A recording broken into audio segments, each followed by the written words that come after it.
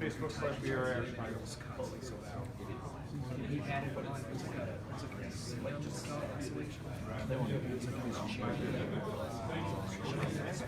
Yeah. Hey. Oh, okay. I'll come talk to you after.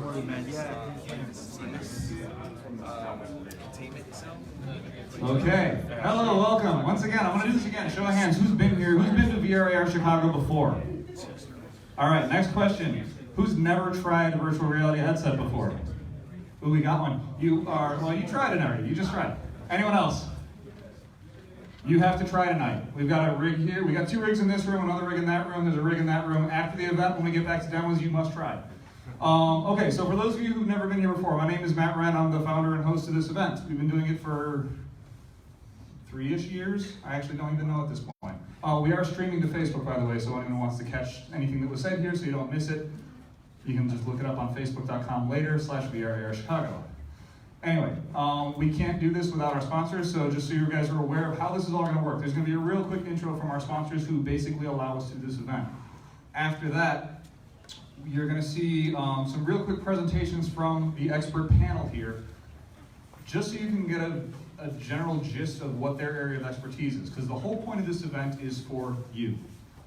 We do this for the audience so that anybody in this audience, whatever your question is, whatever you're trying to do in virtual reality or augmented reality, if you're a developer looking for work, if you're a content creator trying to figure out how to break into the industry, if you're an industry user who is just looking for someone that knows this stuff and can actually explain to them how it can apply to an industry.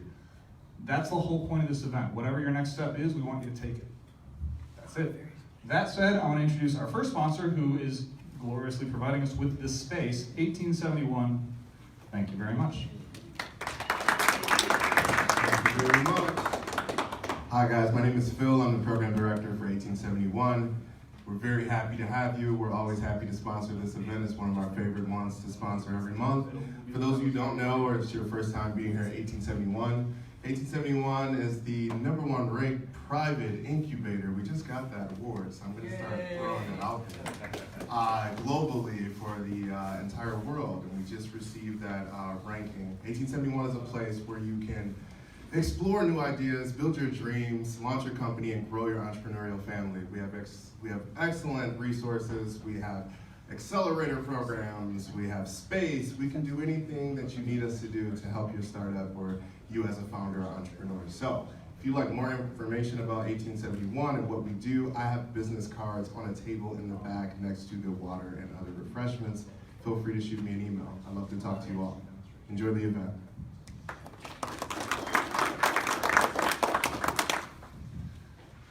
All right, thank you. Up next is Bundle AR and Zach. Thank you. My name is Zach Martin. I'm one of the founders of Bundle AR. Basically, we're an augmented reality company, and our tagline is AR made easy. We want to show that AR is easy, affordable, and repeatable. So through that, we have a web CMS that anyone in this room can learn and build their own AR experiences pretty much within an hour. And so we were trying to show that this world that, like for gaming, for example, anyone can build their own treasure hunt on our platform, whatever it may be. We're also very focused on training, learning, and development. So on-demand information. AR is a tool, and we want to show that tool is very accessible to the world. And we're hoping to do that for you guys. So please find me over the next hour. I'll be somewhere in the back, and if I'll be leaving a little early. So at the end, find Matt, Lewis, raise your hand. Where's Thomas? There's Thomas. Those 3 are your guys if you can't find me at the end. So thank you for coming. Thank you to 1871, and thank you to Matt. And Charlie from VRAR Association. Hi. I'll try not to be as frenzied as the last couple of people. I don't know what's going on, what's in the water tonight. So one of the sponsors here is the VRAR Association. We're the Chicago chapter. You should join. Why should you join? It's a global organization with access to people doing this business all over the world. There are over 50 chapters. There are 4,200 companies and members and growing. If you want to join, talk to Matt tonight. Prices are going up 20% next year, but you can get a deal tonight, so I suggest you talk to Matt, 20% off. They just had a global summit in Vancouver, 35% attendance up, so the interest is definitely there. In the Chicago chapter, if you belong to this organization, you get involved in a lot of stuff, including helping to develop standards for this industry. Underwriters Lab just put out a set of standards for safety. You could be involved in that. So members also get access to a directory of other people in the business, people that are in Chicago and around the world, which is very helpful. There are often special events just for us. We did a bunch of Magic League training last year, which was awesome, free. Magic League came in, thanks to Matt, and gave more than one of these training sessions. Matt is our chapter president, Matt Wren. Paula, who you all met when you came in, is also part of the thing. Mark isn't here, he's in India. Ramita is not here, she's about to have a baby. So next year we're going to start off with human resources. So you should check that out. And also on December 12th, we're letting you know that AWE is putting on an event at Tech Nexus on the 12th, like really soon, for HoloLens 2. So they're going to show off the HoloLens 2. So I highly recommend you check that out. Thank you. Okay, cool. So next we are going to let our panel have their discussion. I'm trying to remember who's going first. Was it Chris? Chris is going first. Okay, so Chris from MassVR is going to talk, well, he'll introduce what he's going to talk about, but we have Chris from MassVR, and I will go to your video. So my name is Chris Lai. I'm the founder and CEO of MassVR. Just show a video, probably the best thing to understand what we do. So most VR is your standing place. This guy is booking at very rapid speed. We started out in 2015. The goal is DK2 to get to net move around in real environment and not just sit down. So we spent 3 years developing this, and then in 2018 we did a little beta in our warehouse, and then this year, February, we opened up to the public at Untitled Chapter. So we took over a department store, which is like crazy, right? So we had an old department store, men's, women's, and jewelry, and all that stuff. We cleared it all out, and we put our own tech. No, Matt, will you cut the audio? I know what a gunshot sounds like. Yeah, and I actually have another issue real quick. That's good, thanks. Actually, I can't. Okay, the video's almost over. It's fine, the speaker was right here. Yeah. All right, so that's one of the things, so one of our goals a long time ago was, I put on a DK2 and I was like, this is amazing! But then when I tried to move, couldn't move, right? Obviously there's been leaps and bounds and improvements with the Vive and with Oculus, and but one of the things that you can't still do is be able to have that amount of space, right? You won't be able to have it in your house since you have a mansion. So what we did was, we're a full stack company in the sense that we touch every part of the VR. We touch the part where it comes to the hardware, the system, the software system that's running it, behind it, the actual game content, right? And then we're actually the location base that's operating it too. This allows us to control the whole experience. If there's one thing that bothers the customer, we say, well, let's address that, right? Like one of the obvious things, you hear all the gunshots, but to know you got shot in VR, the first thing we did was like, oh, red screen, that work. Red screen X, that work. No, you're inundated with so much stuff, we decided let's put a haptic in the backpack and shake you. And instantly, when you felt that, you're like, oh, I got shaken, you moved. So that's the biggest thing, is because we're full stack, we're able to address all the little issues and give the customer a good experience. So that's what we do. So if you want to check it out, feel free to check it out with massvr.com. But I'm open for questions. I don't know what the Q&A session afterwards or What's that? during? Q&A will be as soon as everyone else is done Okay, talking. yeah, thank you. Sorry, I just realized that my laptop is not plugged in this whole time. It's going to die any second. So, next up is, who was next? Ryan? Ryan from I'm gonna get this wrong. International Game Developers Association? And 321 Next Reality. Here you go. Give me a second, I'll get to it.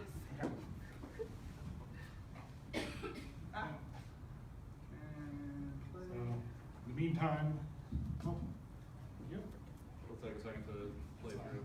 So, my name's Ryan. I am a project manager slash lead for the art team slash 3D modeler for the 321 Next Reality company.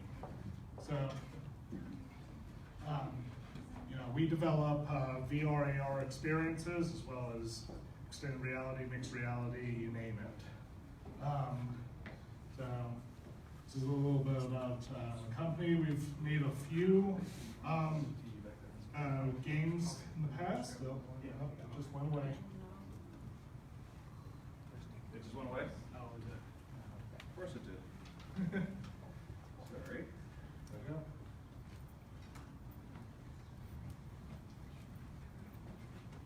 It'll take a second. Keep going. Okay.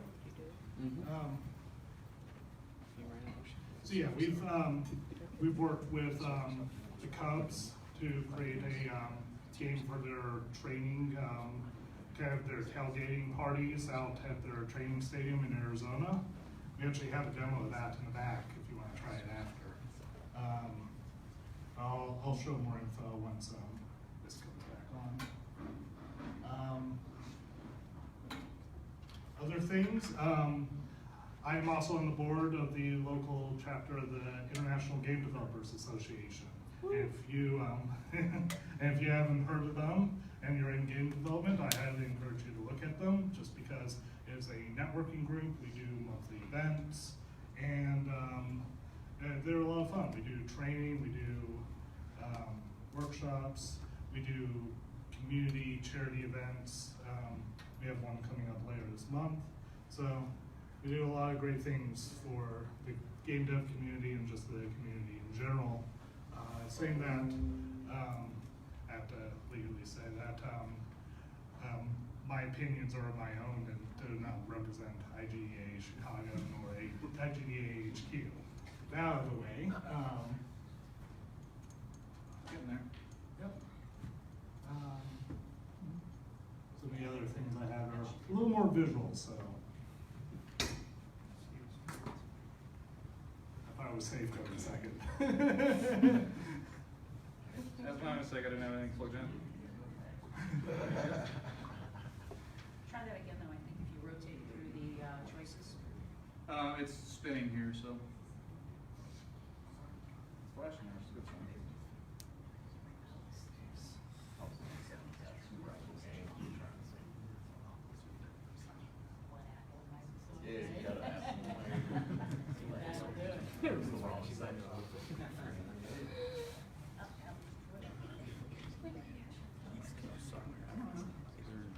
Is it working on the TV back there? They're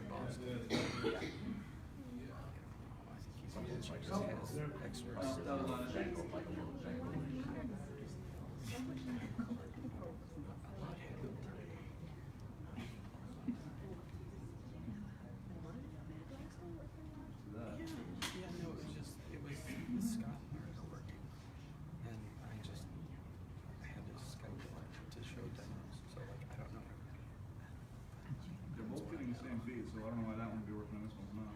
Because it's Microsoft.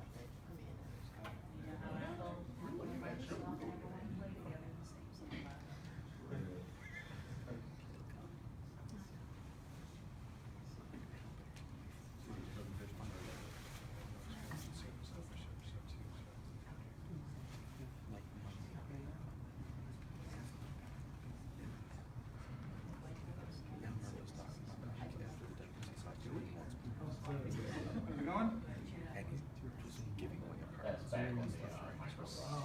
Yeah, is it saying?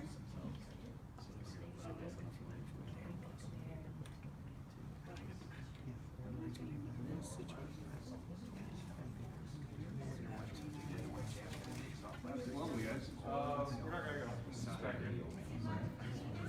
Yeah, this screen's not hitting it.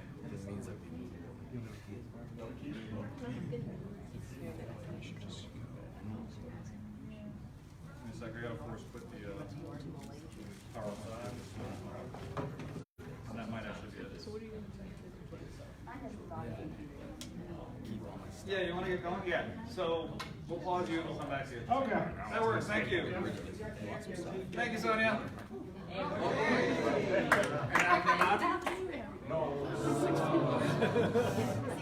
Are you seriously just drop off again? See if you pull that cable. You might not need. You won't need one of those. Try hitting it. Blue. You can come stay there. All with the blue thing on it. Which blue? Shiny blue or? Wait. I heard that sound. Good sound. Go ahead. Just Sonia, go ahead. We'll work on this. I did not have a presentation on the computer. I planned ahead. I just thought I'd go ahead and introduce myself while they're getting that settled. I am Sonia Haskins, or Haska7 in game. And basically I'm going to give you a quick rundown of my story so you can understand how I got here and why in the world I'm up here talking to you tonight. So basically, I had never played games before 2017, April. My husband and son wanted me to try this thing called virtual reality, and I was like, oh my gosh, another thing. And so I was really not thrilled about it. I thought it was the silliest thing I'd ever heard of. They managed to get me in the headset, and it was really, I tell Oculus, I think that they made that commercial based on people like me, where you're like, whoa. So it did, it changed my life. I think I was just so amazed. I thought, if we can do stuff like this and make things like this, then why aren't we changing the world with this kind of stuff? And so I started playing. Initially I played some single player games, Robo Recall. I got the top on the leaderboards in every single category because I'm very competitive, and I played all day until I managed to do that.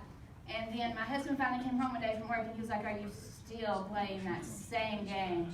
He said, can you try a different game? And I was like, no, I like this game. I like tearing the robots apart. And he said, well, there's another game with robots called Echo Arena. And I was like, well, what is it? And he said, you get to hit people in there. And I was like, okay, that sounds appealing. So I started playing. It's a multiplayer game, competitive. They ended up having a league. We started up with Oculus and ESL that first season, summer 2017. And I'm pretty good at the game, so actually my team made it to nationals, so I got to go to Oculus Connect 4 in 2017 and play there. And when I was there, I'm actually a journalist by trade, so technically I don't call myself this anymore recently because I would always refer to myself as a stay-at-home mom, and my friends are like, you are never home, all you do is travel. So I think I'm going to have to change my description a bit. But for the past 20-something years, I have been a stay-at-home mom, taking care of my 5 children and my husband and my house, and homeschooling. So basically that's what my life has been.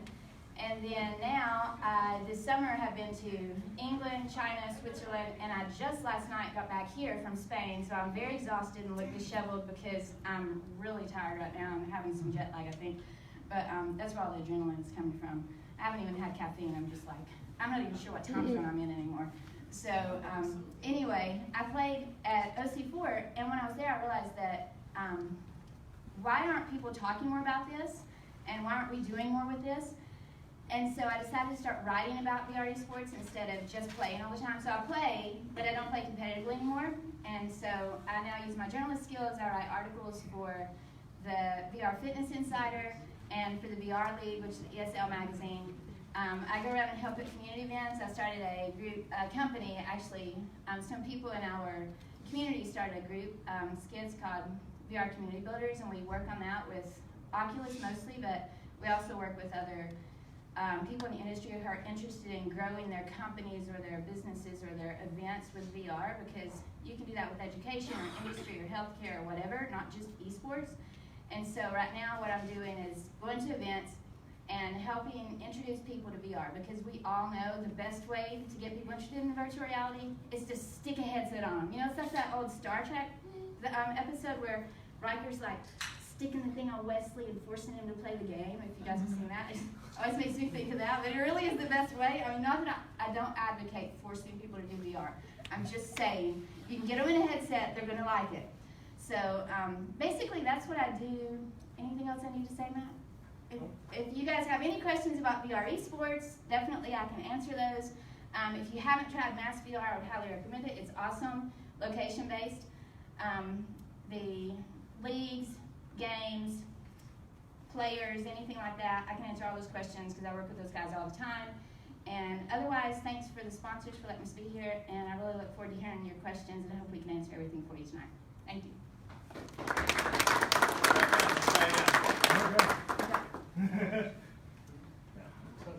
Yeah, I'm not touching anything. No, it was all me in power. So we've been through that.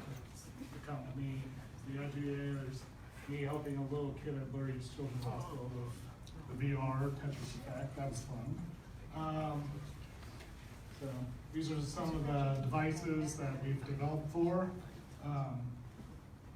It's amazing. Some days I walk in, I'm like, am I actually working? Been putting on these headsets.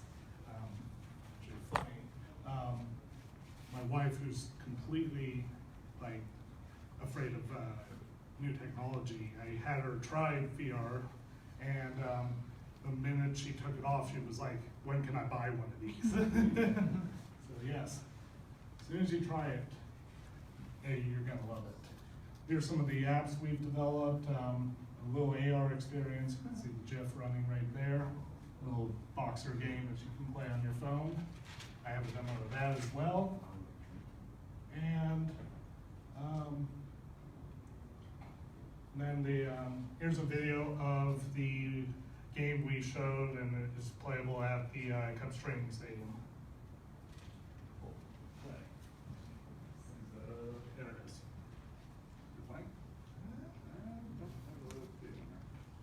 Oh, you might have downloaded from, this is why I brought the USB. No, Google removed it.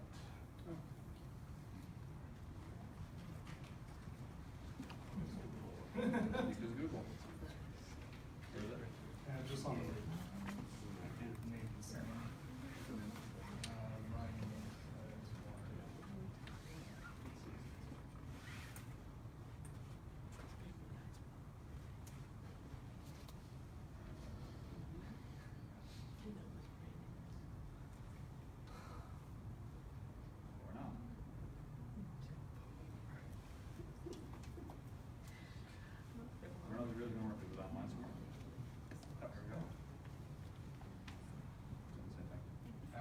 Oh, there we go. No, it's got to play. There we go. I'll try. We'll try it. If not, people can play it in the back. Is it playing?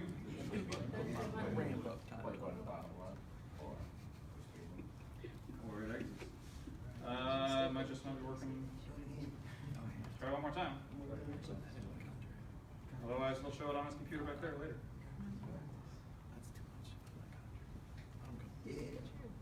Yeah.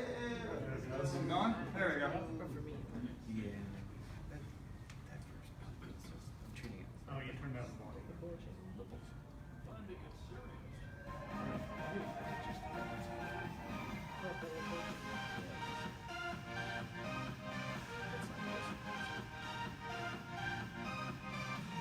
Looks like the clock has started.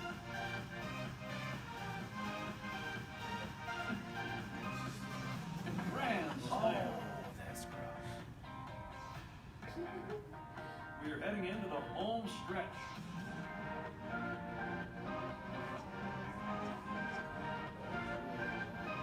It's your turn to clean. Score on or slow.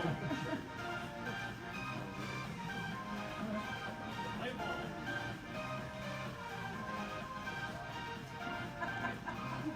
You'll be heading to the World Series. So a little backstory on that. Yeah, because it needs it. The company who owns the naming rights to the Cubs training stadium is Sloan. They do bathroom fixtures. You go into any bathroom, I guarantee you're going to see a Sloan product. But they hired us to do this, and to represent them, we added where you're power washing their products. And it's amazing how insane an idea like that is totally fun once you get in and actually see it and experience it in VR. So that's who I am, and hopefully I can answer some of your questions later.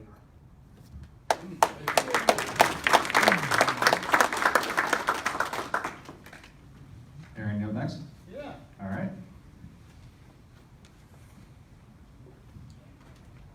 All right, hello. So let's see, I put the first slide here just to remember what the heck we're supposed to be talking about. The next evolution in esports and gaming.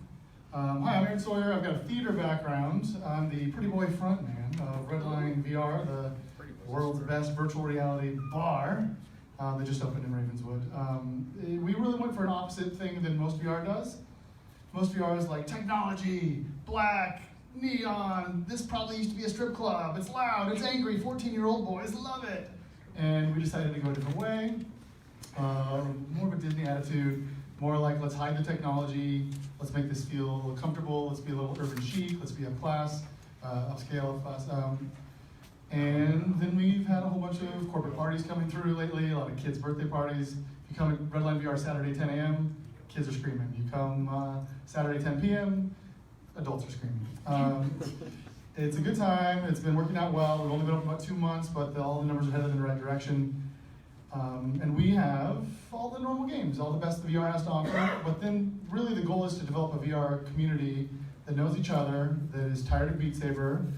Beat Saber's great, but that wants to do the next thing, right? And wants to be part of a group that does VR together. The thing you can't do alone in your basement. The thing that you can do with some games, while they're new, if there's a bit of a community that joins, like if anyone's trying to do multiplayer VR, a game that's got a good active community, you might still wait 30 seconds before you get a game hit. You might wait 30 minutes and not get a hit at all. Sometimes it depends on the time of day. And some games that were very popular become ghost towns. So I really learned quickly with the VR arcade. We've got 9 VR bays, all HTC Vive Pro, around a horseshoe shape with the bar in the middle. And it's just so much different, it's so much more fun to watch like a 12-year-old boy like take out his dad in Creed boxing than it is to watch them fight like just the characters, you know?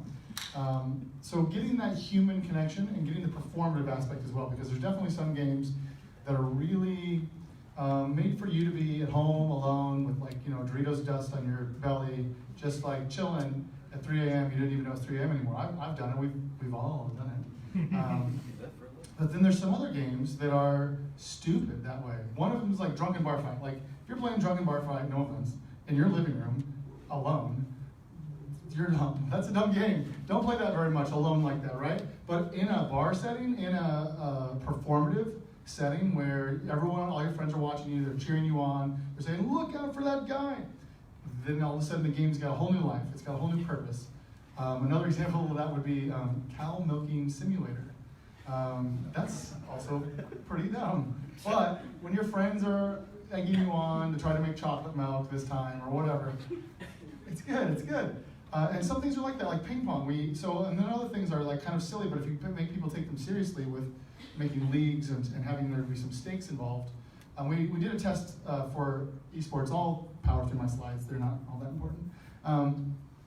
We did like a test, we did a bunch of different test parties, and this kind of thing can really happen once we've got the culture evolved and developed. I mean, we did a racket club. We did ping pong and tennis in VR, and we had competitive like leagues and people and teams and like a bracket.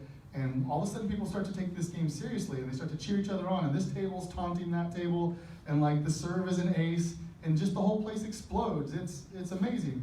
And it's not something that can happen if VR exists in like your friend's garage and your basement and stuff like that. It's just not the future of VR. That's my joke to say, is that the future of VR is not a lonely headset on the ground at Chuck E. Cheese. That's not how this is gonna happen. We need to have a culture and a community, and we need to develop multiplayer places where you know there's gonna be someone else to play against because they're right there, and your friends are there watching you.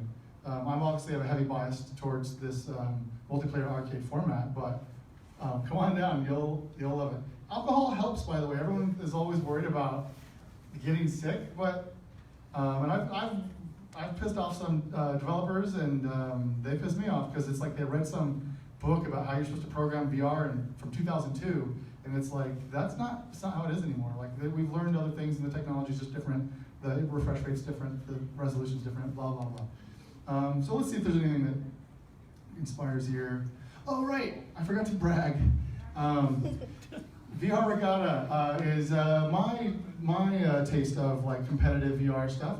I am the #1 virtual reality sailor in the world. It's recently come under contention in the last like couple months. There's a guy named Boff, and then another guy named Mike 36 from Britain. But we're keeping it real, and we've got a community going, and it's great. We're developing a program called Marine vs. Cup, which is in alpha phase now, and it's been so satisfying to give feedback on how to make it more real, how to make the mentality the right way. But there's some strategies to this in terms of if you're going to try to develop a game yourself, you have to have some reason people keep coming back. Like once they play the game, why do they do it again tomorrow? So daily races, a leaderboard with world and local rankings. You got to give people their daily check-in, give them reports about how they did. Sailing experience in real life really translates to success in the game. My father is a world champion in actual real sailing, so I'm familiar with boats in that way. And then having a direct interaction between the game designers and players, that's been a really key thing for us as well. The drunken bar fight guy, we talk every now and then. I try to get him to do, we're going to go to the Democratic National Convention in Milwaukee, and I try to get him a version of drunken fight, get him to do a drunken bar fight version that has all the Democratic candidates on it. You got it. Can I help with it? He will not do it. I know. Compared to pancakes to games, VR is more immersive, it's more emotional, more vulnerable. Things can hit you out of unexpected ways. I've seen a lot of people cry with headsets on, especially with Google Earth. It's more personal, more physical, absolutely more sexual. We can talk about that later. It can be very isolating, and it can feel very lonely to realize you're the only person in the whole world playing this game. It also can be very performative.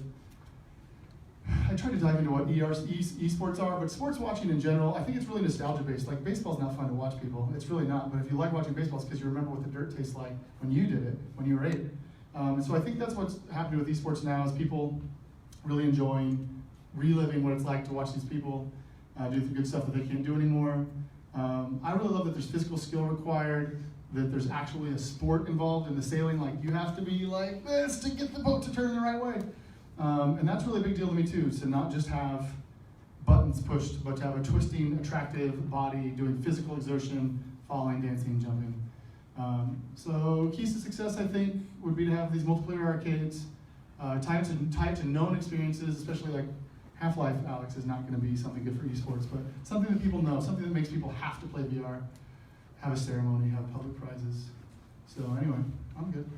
Thanks, y'all.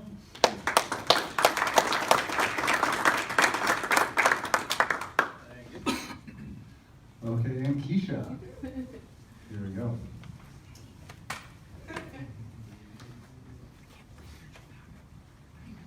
Hi guys. So we don't have to play the video just yet. If you No, can I'm just just gonna have it up for you. Thank you.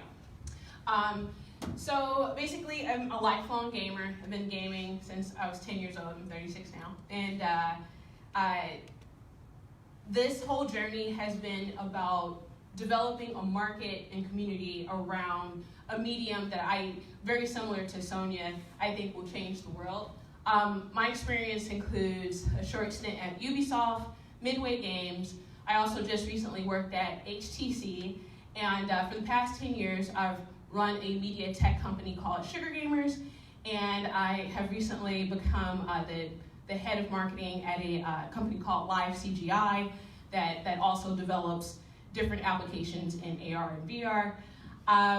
So basically, understanding this new medium, because like we're hurtling, very quickly into the future of what this hardware is going to do. The hardware is there, the brilliance is there. I've met some brilliant technologists, but a lot of times what I've found as a person that consults companies on the end user, or developing a market, or creating a community around a product, is that a lot of times that's not thought of as much.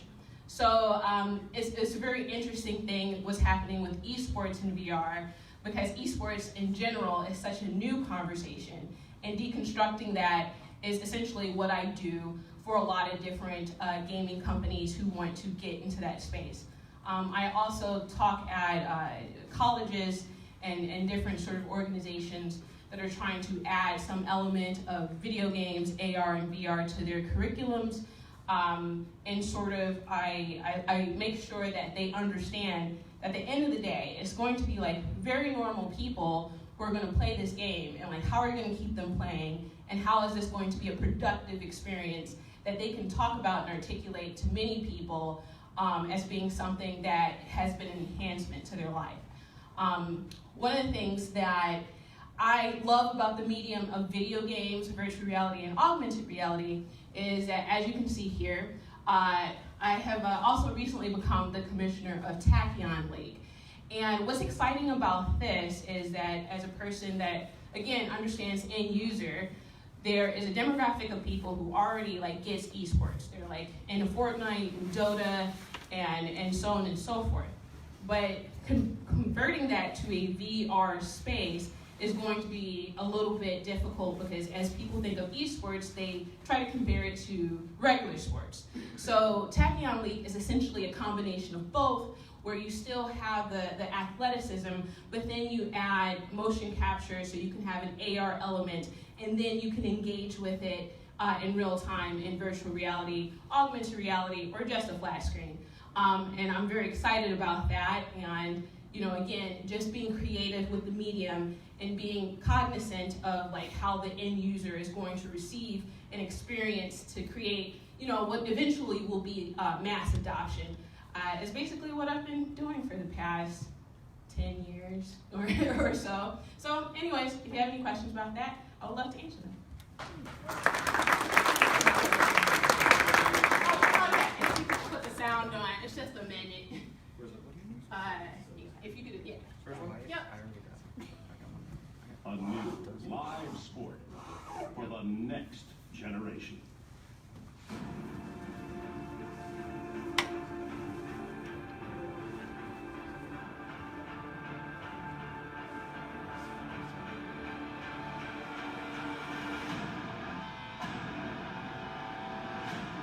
This is Tachyon, a fast, high-stakes arena game that will showcase our patent-pending infinite viewpoint technology. Tachyon is a real game that mixes physical action with digital esports.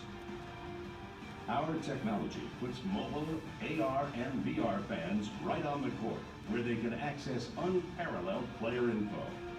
Viewers can create infinite camera angles, putting them anywhere on the court. Tachyon offers a true one-of-a-kind fan experience. This is the ultimate reality sport of tomorrow. This is Tachyon.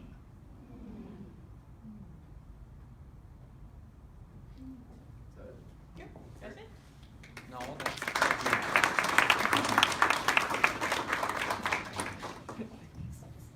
Okay, so now we get to the real part of the whole evening, which is getting your questions answered. So all of my panel members come back up and take a seat. While they're doing that, just again to introduce the topic a little bit, in terms of VR esports, from a business perspective, how many of you are familiar with Beat Saber? How many of you know that the company that makes Beat Saber just got bought by Facebook? Right. There's a lot going on in the industry right now in games. I'm sure we're going to hear, I'm going to get out of your way in a second. We're going to talk about Echo Arena in a few minutes, I'm sure, several times. But in terms of how VR esports are being used right now, it's, there's workout regimens that are being built around virtual reality gaming. People who are actually losing weight by playing Beat Saber. And Echo Arena. There's, for those people who say, I've had a lot of people tell me this is not a sport. I'm like, no, I've got physical injuries from playing virtual reality games. I broke my finger from playing Echo Arena by slamming it against the table, but still. I made the shot, so it was all worth it. But anyway, so I'm going to pretty much turn this over to the panel. This is for you guys to ask questions. The one thing, it's going to be a little bit different tonight. If you've been here before, we usually have mic runners who are up and down. We only have one microphone because they don't have audio set up in the room. So if you can try to keep your questions relatively short, I'm going to repeat them when you ask them so that the live stream picks it up. And I'm going to get out of everyone's way, and then I'll just hand the mic over to whoever's going to answer. We'll try and keep the panel discussion between 45 minutes and an hour, just so that those of you who want to try more demos can actually try demos, because as I've said a lot of times, for people who are experiencing virtual reality and stuff like that, 5 minutes in a headset is a lot better than an hour of hearing people talk. So, who's going for the first question? And then I'll get out of the way. August. I got one. Get out of the way, I can't see Sonia. My allergy, I'll move around. I don't want to ask you a question. So I know you guys up there, and like Sonia, I wanted to ask you guys about what's most important in growing a community and maintaining a community, because I've seen communities like grow and explode and then fizzle and die because they become just full of a bunch of assholes. So like each one of you guys have built a community of your own, and you're all kind of in different stages. Like Aaron, you're building a brand new community with your bar that just opened up 2 months ago. Keisha, you've been doing this for 10 years. Sonia, you're a community leader, but you've only discovered this community like 2 years ago, right? But I've seen you online, and I've seen, you know, like YouTube videos of you and like how you interact with other people and like keep people calm and all that stuff. And I see you actively like trying to like, you know, help people understand that they're inside of a community. I want to know what each one of you guys thought about how to grow your community and keep it from becoming rotten. Sure. Yeah. So the first thing I'll say is that, just to preface the answer, community is the most important thing you can do to build your game or company, whatever it is. I will say that because, you know, we have this technology, which is awesome. We can use it for a lot of things, but ultimately we're still people, and we still want to connect with other people, and VR is a great way to connect. So I want to make that clear to everybody. That's why I do what I do. Most of what I do is volunteer and free, and people like Matt somehow talk me into spending my own money to fly to Chicago to speak to you for an hour. But I do that because of the community. And so I absolutely adamantly believe that if we behave the way we really think we want other people to treat us, and you know, it's really not that difficult to just be kind, patient, polite, respectful. Yes, we can beat the crap out of each other and shoot each other and all that, but you know, do that in the game context, and then when it comes to your communications, just be respectful. And so the communities that are encouraging that are absolutely thriving and doing very well and growing, and the ones that either allow it to become toxic or that aren't encouraging that at all are the ones that are fizzling, and that's really sad. So just real quick, the last thing I'll say is one big way to do that, I've worked with Chris and actually, I didn't know your number one regatta, that's great. Yeah. But I've written quite a bit about that too. Another way to grow the communities is to make sure people know about them. That's one big issue. The challenge is people don't know about the communities. So one of the things I try to do is to help out is to write about the communities. That's why you just got to keep constantly putting out there. Make sure you're on Discord and Facebook and Twitter, and letting people know what your activities are and what you're doing, and that really helps others to know what your goals are, that you're available for them, have active developers, just all that kind of stuff. It all goes in together. But basically, make sure that you have people helping you to do it, because we all work together ultimately. I mean, we have things that we can do to help each other. And I mean, we've talked, and I think I've talked to everybody here except Brian maybe. And so, yeah, let's start on it, yeah. But great question. I just have two things. For me, when I first started Sugar Gamers, I looked for a very long period of time. I thought that there would be a community like the community of Sugar Gamers already. So I didn't want to reinvent the wheel, and in Chicago especially, people kind of are very fragmented, and they have like a very incremental difference from another group that already exists, and I didn't want to do that. So if there was a group that already exists that has some of the commonalities that you want to sort of amplify in a community, I think that it's important to be open to collaboration first before you start something completely new from scratch, because it's very difficult. And then two, just finding the void. There are so many different types of people who don't have a community in this space. And especially as it pertains to video games and technology, a lot of the people that are in this space are amazingly brilliant and educated, and you are probably around other people that are brilliant and educated. So over time, you sort of cut yourself off from other types of people who might not use the same jargon or be in the same places to even grow your community beyond the people that you're going to see over and over and over again. So I encourage just stepping outside of your comfort zone to find the individuals that need to be educated on what's going on in this space specifically? I'll use Star Trek VR as a quick lesson in. There's two communities that are really important in VR. There's the people just coming in, and then there's the people that you want to stick around that are really good at the game. And in Star Trek, my first time playing in multiplayer online, there was the nicest, softest man where his avatar was like a Vulcan woman, and he just walked me through the whole game. He took over when the ship was gonna blow up. It was so great. And then the next day I logged in looking for that man, and it was these other guys, and they were mean, and they yelled at me for not knowing how to stop the ship from blowing us up, and they kicked me out, and I didn't want to play again. And that's the real problem if you're in any kind of moderator or whatever. You've got to keep both happy because you need new blood coming in, but then you can't let the current blood stomp all over the old blood. And then I guess the segue that I'll happily pass this poison pill over to you with my question would be I don't think I've seen much of the toxicity that other gaming has with racist, chauvinistic, sexist comments as a way of life in VR. I haven't seen any of that in multiplayer, with maybe the rarest of exceptions. Not even my Star Trek meanies, they didn't do that. Do you have that with your gun shooting, tough guy laser stuff? I don't know, yeah, go ahead. So one of the interesting things about what we do in the location base is if you're at home and you're playing, you get upset, you can rage quit, right? And you can say whatever you want to say. Nothing they can do to really get back at you, right? It's very different when you're actually there in person, and you're gonna have to face this person when you put up your headset. So it's an interesting, almost retro, right? When you're playing traditional sports and together, you have to have sportsmanship. Same thing happens when you're playing what we found out. So there's lots of things that we found out as we opened up. A lot of things that we thought would work to translate really well from traditional gaming into VR didn't work. A lot of things that we found along the way. But as far as the community, for us it's more been their friends and family coming together, have a good time to be able to celebrate to each other. And when they're already celebrating, having a good time, and they are interacting with other strangers, they're very cordial, and everyone's just having a good time. So I think it's a much better in that sense because you don't have that anonymous, I don't even know your name, I don't know who you look like, so it's very different. But then you're in VR, you don't know who they are, but afterwards you get off, you're like, wow, this kid just kicked my butt, so that's part of that.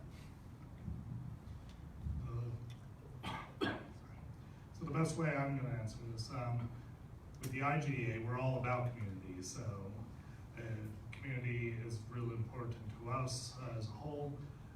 You have to have, the events that's attracting people. You have to have, regular contact with them, let them know that it's there, and everything else everyone else here said. But the one thing I would like to add is you got to listen to your community, because if you don't listen, you won't know if you're serving them right. So that's something I've been really pushing in the IGDA this year. Who's next? Yeah, Troy. The question, what do you guys think about the impact that Facebook Horizon will have on VR in the areas of collaboration, community, and competitive sports, and also for Aaron in particular? Are you considering doing a digital twin of your physical bar and virtual reality when Horizon hits?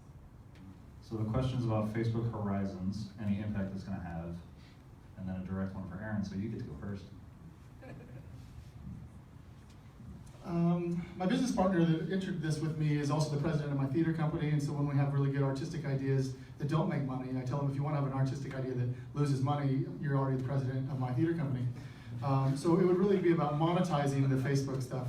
How would I make money? Why would I spend money doing that? That has to be my mentality for the business.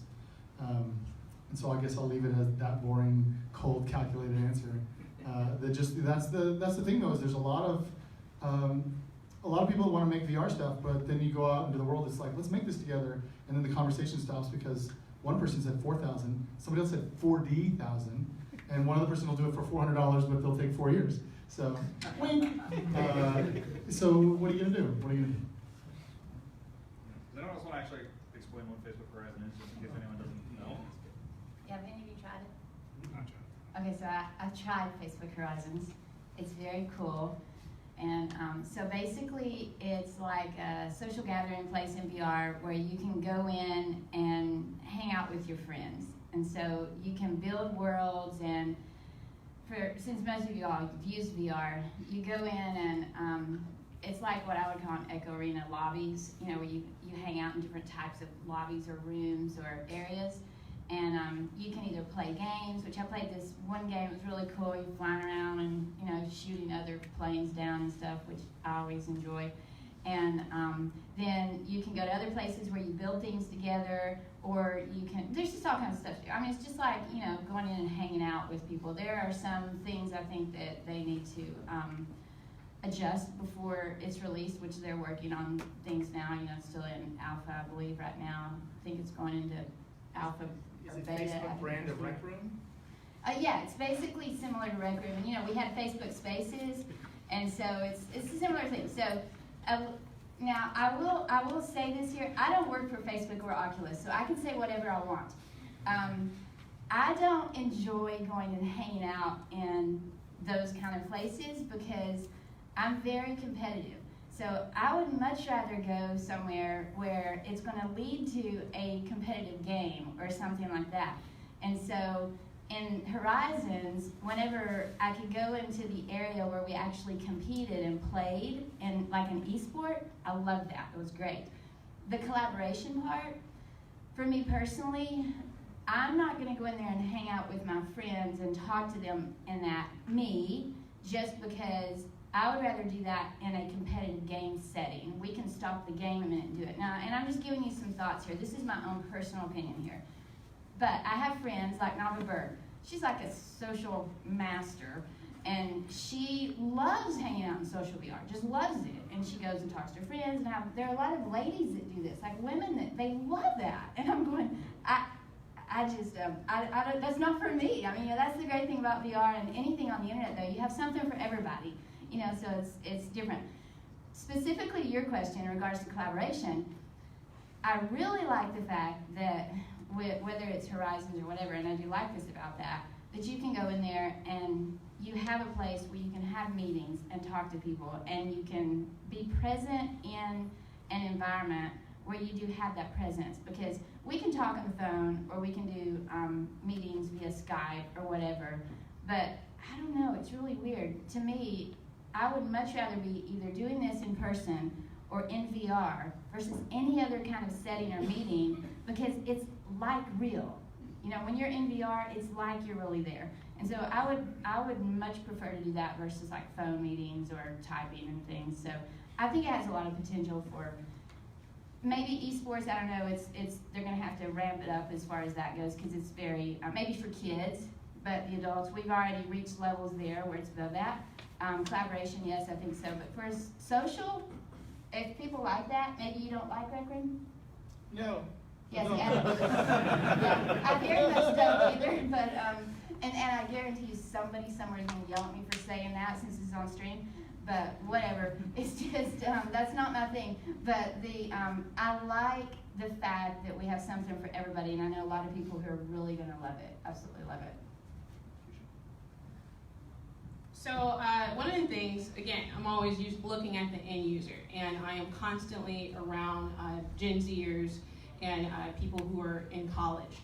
And at 36, you know, I consider myself relatively young, but the ideas and the way that people communicate now is completely different. So people who have grown up using social media have completely different ways that they engage with one another. So I believe that what Facebook is doing with VR is going to lend itself to a closer sort of look to how we can achieve mass adoption, because they have such a huge chunk of the internet, and you know, it's not just Facebook, but it's Instagram, and these social media sites, in combination with, you know, promoting new technologies, are going to work in ways that a lot of us aren't going to be able to foresee right now. There are things that, like, I talk to, again, kids about that they're into, that they're doing, that I don't quite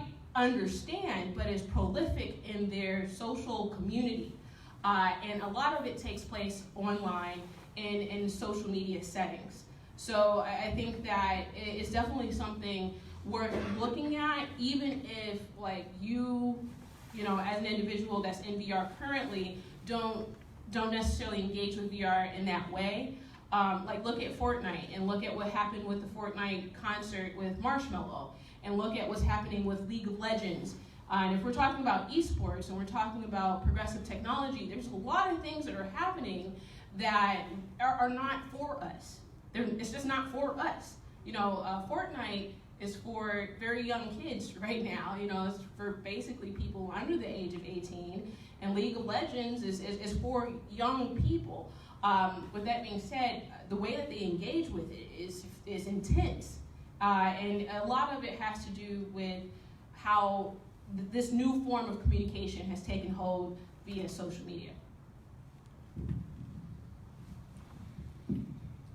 So we all knew this was coming as soon as Facebook bought Oculus. But it's something that we've been kind of gearing towards this whole time with like Second Life and PlayStation Home, and it's the natural evolution. And I personally think it's great and it's going to build a community just because VR itself is a very isolating experience, and Facebook's gone to great measures to expand that and make it a shared experience. And I think that's going to just grow the platform, which is always good.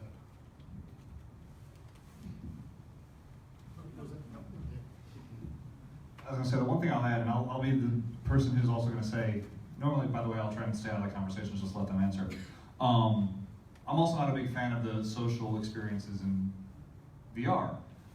That said, the first thing I did when I got a Rift, literally the first app that I used was Allspace, and I met my lead developer, Gareth, who's currently in Disney World, or actually flying back, but he and I met in Allspace, had a business meeting in Allspace while we played like Ultimate Frisbee.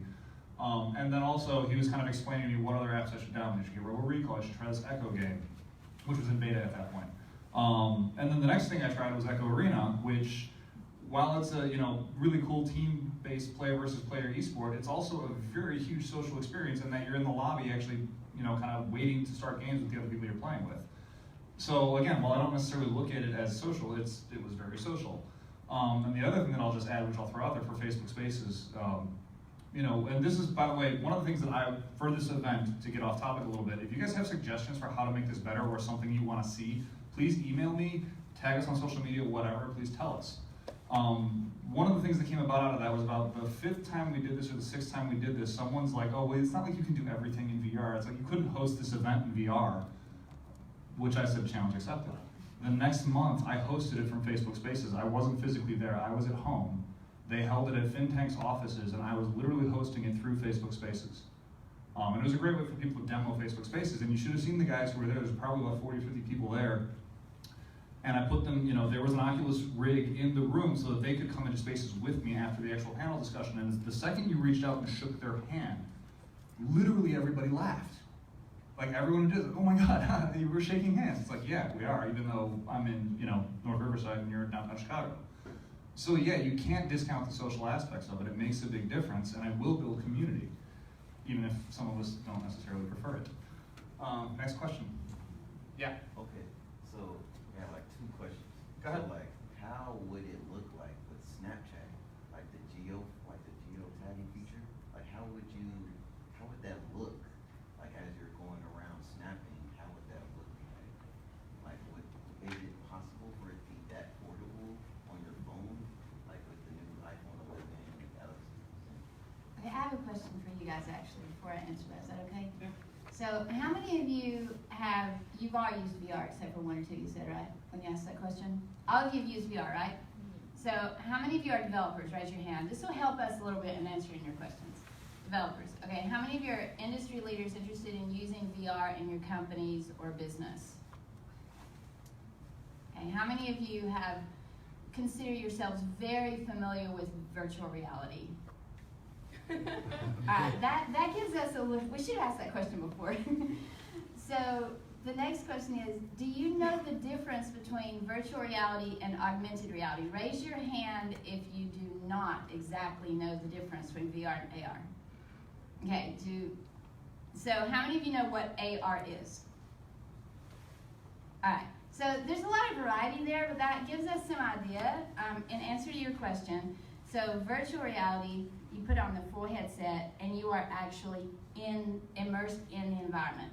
Augmented reality, you would use your phone and that would augment whatever you're seeing around you. So if you were to use your phone right now and stick it up here and take a picture of us, yes, you could see us, you know, as cats or superheroes or whatever.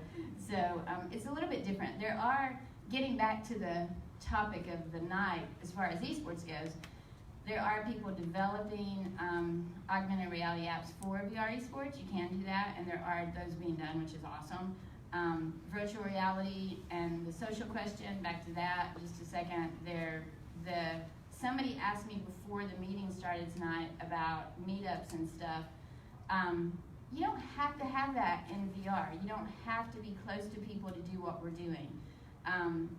All the things that we do now, like with Chris and something like a location-based virtual reality experience, you're going to that experience, so you would need to be local to that and go, obviously.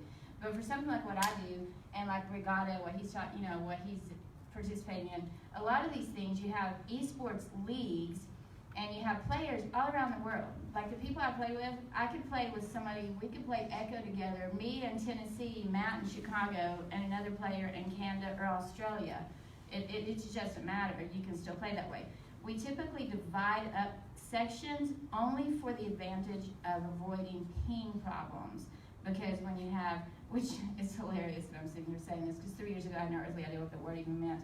But so, you know, when you're playing with somebody from Australia, for example, then there's going to be a little bit of lag there. And that wouldn't matter in a social setting, let's say, if you're sitting here talking. But let me tell you, when you're trying to shoot somebody or you're trying to grab a disc from them and there's just that little bit of ping that makes you lose that advantage, it's really irritating.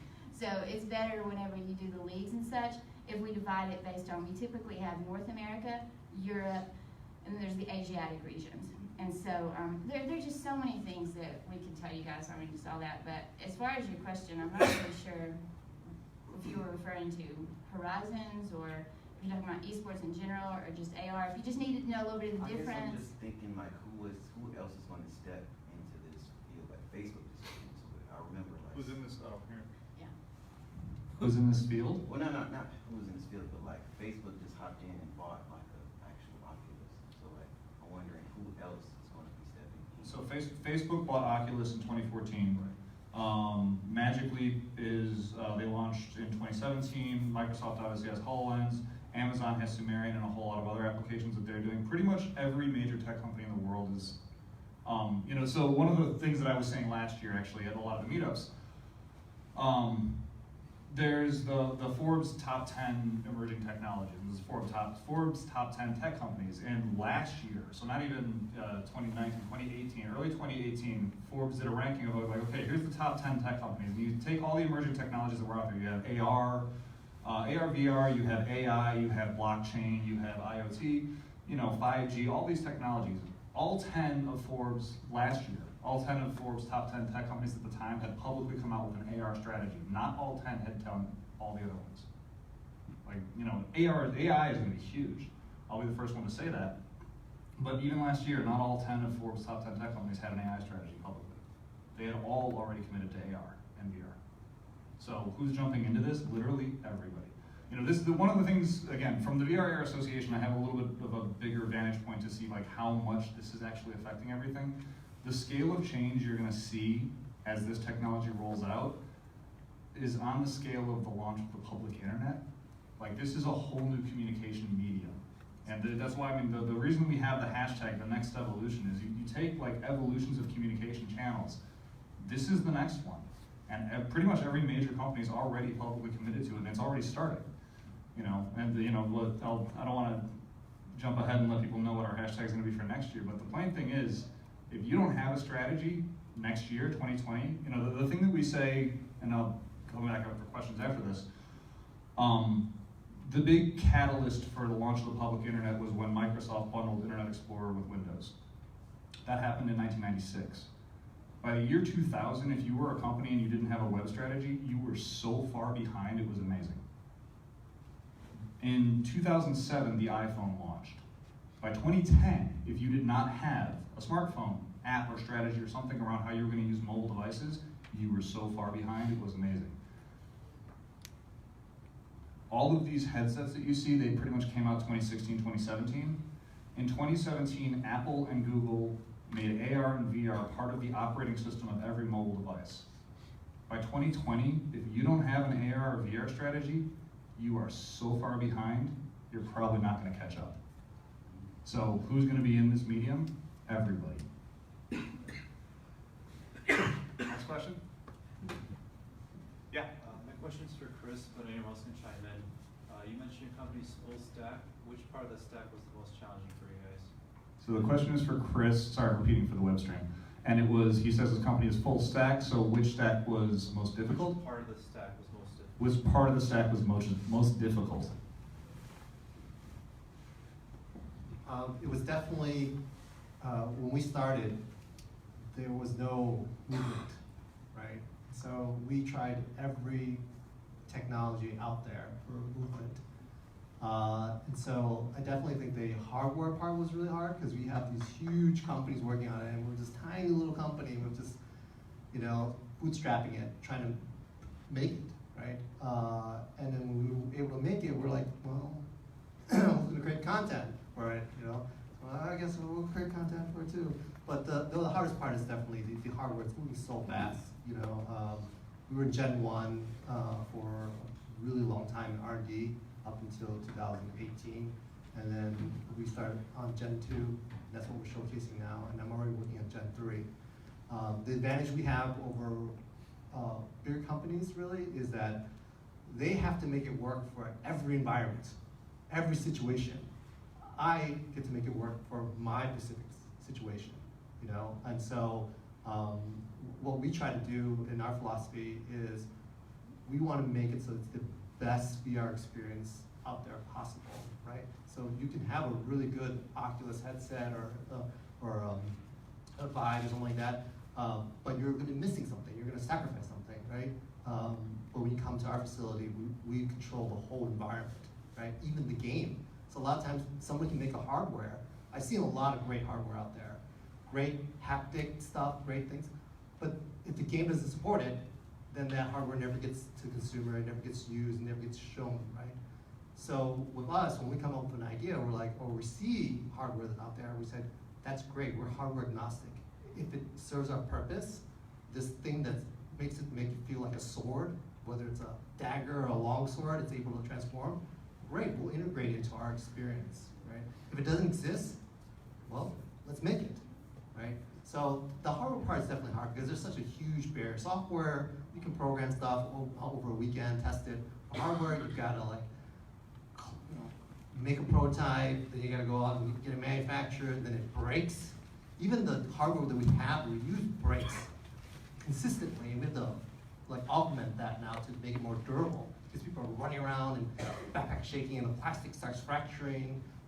So we've improved, like we use MSI backpacks and we've improved that thing so much that when I was talking to the MSI guy, I'm like, I got a huge list of things to fix for the next iteration. So yeah, definitely the hardware. Yeah. So you spoke of AR and VR and AI as being necessary tools or whatever to build strategies around. So I understand having a VR and AR strategy to build content delivery systems. But AI, isn't that just like part of what the next generation of computing is going to be? And I'll be using it whether I want to or not or care or not? Anyone else want to answer that? Yeah.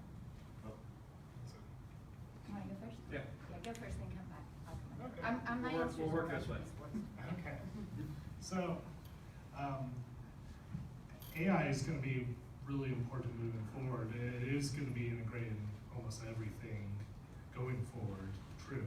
But it's really important for VR and AR just because in these mediums, there's so many more options, choices to be integrated, different ways people move around and interact with the space. And AI is just going to be able to address those calculations much quicker and be able to force feed algorithms so that these can run more efficiently going forward, especially as we get into more 5G technology, and that's getting a little further out there. But basically it's going to allow all these systems to connect pretty much wherever you are and download instantly, hosting everything to the cloud. And I know I'm speaking a lot of jargon, but to get back to your question with AI, it is important driving forward to make these experiences feel more natural.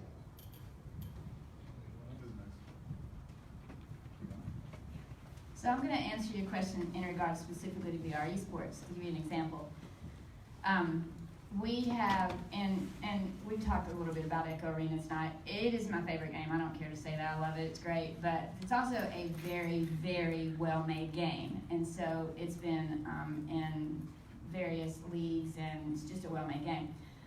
It's a game in virtual reality, and we've worked extensively to build a community. As August was asking earlier about the community, you have to try to do that and connect with other people. We were getting to the point where we've grown so much, and we've had people that we've taken the time out of our schedules to be mentors to new players, trying to welcome them in. And I was thinking that when you were talking earlier, that what we do is we go in and we very, very specifically make a point to say, hi, how you doing? You know, we stay back a little, we welcome them, because some people freak out when they get in VR, and they're like, are you a robot? And I used to say, why, yes, I am. So I don't do that anymore because I just kind of felt like it was a little deceptive. But if I'm in a mood, occasionally I still will. And it's a lot of fun, but you want to try to welcome people, be friendly and nice and everything. So the developers basically saw that we kind of needed a little help because we were having so many new people come in. So they actually developed AI for Echo Arena. Have you tried it, by the way? Oh, yeah. Yeah, it's amazing. I mean, you go in, and because we look like robots, the robots are AI. They just look like other players. They look like other media players, but they have the same gestures. You know, they'll go like, look disappointed if you make a goal on them. That you can have questions that if you need to know how to do something, they'll teach you, stuff like that. So that's an eSports example of how AI might be used. In business, there are other things. Let's say you sell a product and you don't have the manpower to have somebody standing there answer questions all the time. Well, you might have an AR app that pops up somebody next to a terminal or whatever, like a question booth. I don't know, what do you call those things at a store where you have a podium, people ask questions, an information booth, a kiosk. And you might have something like that where your AR phone pops up the AR app pops up an AI that you can interact with. So these things are coming. I mean, they really are. It's amazing. It's really cool, some of the things I've seen, like holograms, and all of us have, and that's out there. So it's just something to think about as you're in a business sense. Specifically to eSports, we're already using it. And Echo Arena is a great example. I'd recommend you check that out. And as far as business, it's being used all over the place. I mean, it's already just out there. I agree with Matt. If you don't hop on and start doing this stuff, you're going to be behind in 3 years, 2 years.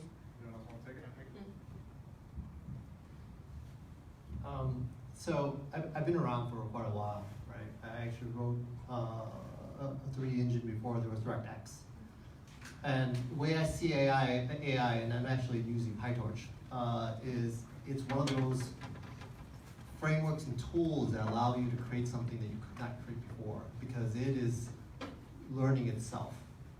Right? So there's a lot of confusion what AI is. Why is it so good now versus before? Before it was, we had to write every scenario out. We had to solve a problem, you do it with brute force. But I mean, I've actually tried to write a neural network back in like the 2000s, and it was really hard. So I'm not smart enough, but there's a lot of really smart people that have now built the framework so that you can just leverage all the stuff that they've developed. And so you've got this nice layer on top, and it's going to be amazing to see what people are going to create to solve the problems that we could not solve before, or we masked it. You know what I mean? Like, if you did a chat bot, you'd have to have all this logic before that you kind of have a branch tree to try to figure out. Now it's completely different, right? And so I think a lot of people are trying to figure out what AI is, and that's the challenge, right? And that's why probably they don't have like a strategy, because they don't really understand what the AI is compared. And to me, it's like you used to be able to do graphics, but then when DirectX came out, that made graphics go way faster, and that was because we had graphics cards, right? Back in the old days in Atari, you had to write everything yourself, shift every address in memory, and every bit count. So it just makes things a lot easier. I'll do a quick hijack, which does involve esports, AI, and humans with ethics, because there's two bar stories. There's a couple that are in the bar, they're playing 11 table tennis, and they both think they're playing their spouse, but they're playing the AI, and the AI is a jerk and good. And so the AI will do something, and then you'll miss it, and he'll be like, what was that? And I'm listening to them yell at each other, and they're both kind of playing around at the same time, like, I didn't do that, or what, you did it to me. Anyway, hilarious. But then on the other side, a different couple, different game, called, it's a similar name, Elven Assassin. Anyway, in Elven Assassin, you're a helmet, a breastplate, chest plate, and hands. And you can just go up to somebody and go bam, bam, bam, bam, bam, put a bunch of arrows in their chest. But also you can rope or whatever. And I saw a guy doing that to his girl all in VR, and she was like, stop it, stop it, stop it. But there's things, right? Because they both knew that they were each other, and that was half consensual, and we're all gonna move on. But I read stories about these things. There's stuff where you're not acting with a human in the same way. It's not their body, but it is their body because it's in the same geolocation for them as if it was real. Anyway, and last thing, putting headsets on people. If you walk up to them when they have the headset on, you bring their controllers, and you're a woman, and you bring your controllers, they're gonna go, oh, controllers, and reach out and grab your breast. Okay, and this is why I recently joined the XRSI Awareness Initiative for Ethics in VR. But no, seriously, I will mention that real quick. We actually, VR eSports especially, it's an issue for discussion. Probably a whole separate panel because it could take a long time to discuss it. But I will say, flat gaming, people they do whatever they want because there's not a lot of consequence. You're looking at a flat screen, you call people jerks, you smash them with your little buttons or whatever it is, and you hump them or whatever. They're looking at it. So despite how offensive it might be, everybody right now, we're in a revolution. We're changing the world. The things we're doing will make the world different than what we've known it previously. When you're in VR, you are immersed in the environment. So I always use this rule. I tell people, if you wouldn't do it on aisle 10 in the grocery store, don't do it in VR, okay? So if you, on a flat screen, if it's okay for you to go over and teabag some guy or whatever, well, that's your business. But if you do that to me in VR, you will get reported after I say a few not very nice words to you. And so, because it's like it's your real body, and you're really sitting there, and you really feel like people are doing that to you. So I think it's important that, and it's not just, this isn't a girl thing, guys, I'm telling you, it's not a female thing. Do you want your face humped in VR? No, nobody wants that. So, whenever you get in these immersive environments, especially in esports, we very, very much in our leagues and with the players and, all of us, I think, can agree on this. We're trying to create a whole new attitude about gaming, especially with esports. It's more like traditional gaming. If you go to a basketball game and someone came over and grabbed your crotch, they're going to get a what's it called, a technical. Yeah, they're going to get a technical. If you go and do some of the things that we've seen in gaming, and football. You can call people names and you can slap them on the bottom and have your sporting fun and all that, but you don't want to go over and start, humping them, and it's just like, people need to really think about these things in regards to virtual reality, specifically with esports. Am I going too far? That's a whole other topic. I mean, that's actually the other thing to realize in esports, though, is like realize that a lot of the people who are playing these games are recording them and casting them. So, if you're getting recorded, it's on video. Like this, I would say probably half the games that I play are recorded. And if I'm not recording them, someone else is. I record most of them, and I have a playback. So if I see something like that, all I have to do is hit a quick command on my key, and it saves that file so that I can report the person later. And every other game out there, every VR game, Yeah, people are that's recording it. There's recording. I mean, I'm going to ask you a question on that one, that's basically what you're saying. Would that usually be considered a violation? Because, I mean, I know it's virtual, but are you stepping in the room saying, okay, now you're having a virtual attack, would that be considered as an actual attack?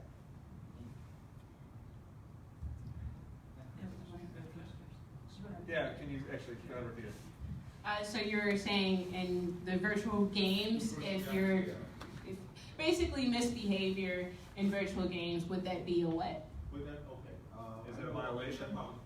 Well, I mean, But that actually considered a crime. Okay, I'm just going. It's not a crime, but it's a violation.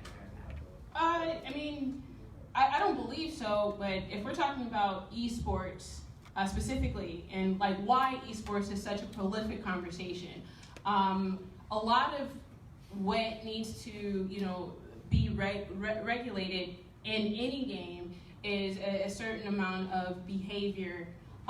So if you're trying to get into esports legitimately to either make a game that's going to be an esports game or be an esports player that's going to receive the benefits of like being a good player, you have to have good behavior, no matter what medium it is. For the longest time, I believe that is what sort of slowed down traditional like sort of video games from being taken seriously as a medium and as a real sport.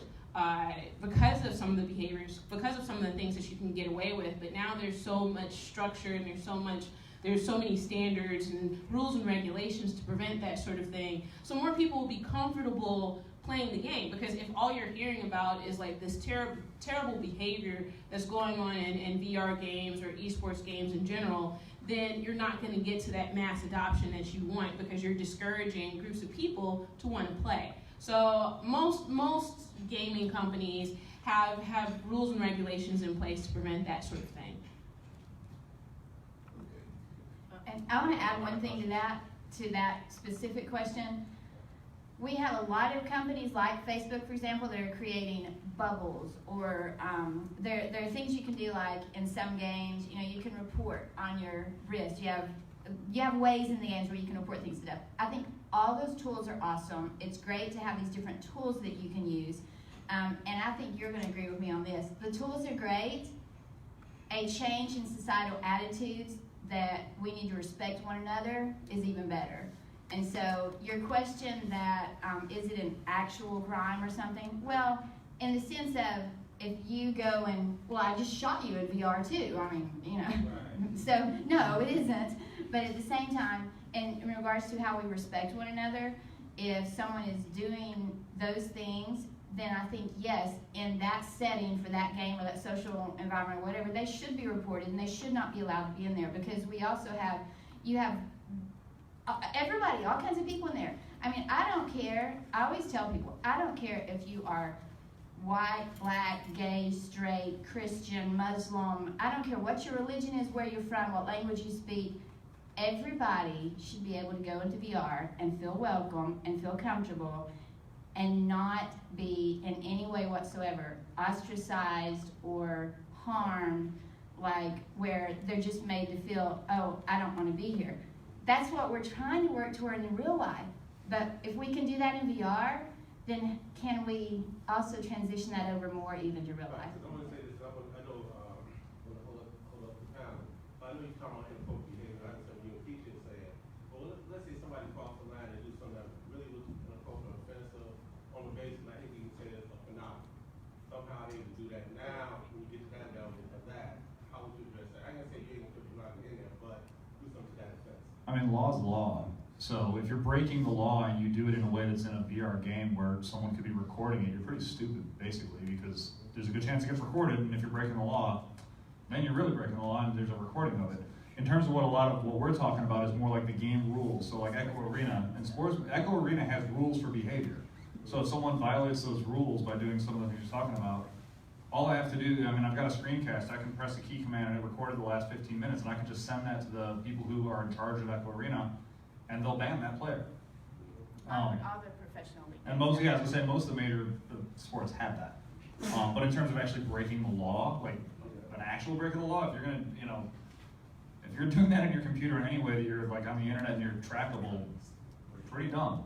Just plain and simple. Good question here. Yeah, since we've got a bunch of people from kind of different industries within VR, one of the best ways a lot of you have said to sell VR and to form adoption is to just put a headset on those individuals. That's not extremely easy to do. When we look at AR, we've had a form of mass adoption in Pokemon Go, and almost everybody owns a phone at this point. And when it comes to VR, I'd say 90 to 95% of my friends probably have never tried it. What do you feel is the next step for mass adoption and virality within VR? This is actually a question for Aaron, I think. The main barrier of entry to VR is, I would say, cost and education. So if you're an individual that understands how great VR is, there are VR arcades that exist, like Mass VR and Redline VR. And if you're trying to get groups of people to experience this and talk about their experience, orchestrating events in places that already exist locally is very important, because number one, you're supporting the industry, and this is such a new industry. Supporting those businesses that are like lending itself and taking that risk toward VR mass adoption is incredibly important. And two, just being an individual that is trusted by your friends and family, and if you're like, hey, let's come here and we're all going to try this together, and it's going to be fun and it's going to be accessible, and you're not, I'm not sure if you're like on the development side or anything like that, but I try to come from like a bottom-up perspective. I don't assume that everyone's just technologically brilliant as it pertains to VR, because every piece of technology that is mass adopted is something that is simple and intuitive to use. It's something that's easily accessible. I don't know how my phone works. I know it can make my calls. I know it can take my pictures. And if people understand the ease of use of VR, and people understand where they can experience it for a cheaper cost, where they won't be looked down on because they're not educated in it, then I feel like that's like definitely the road to mass adoption.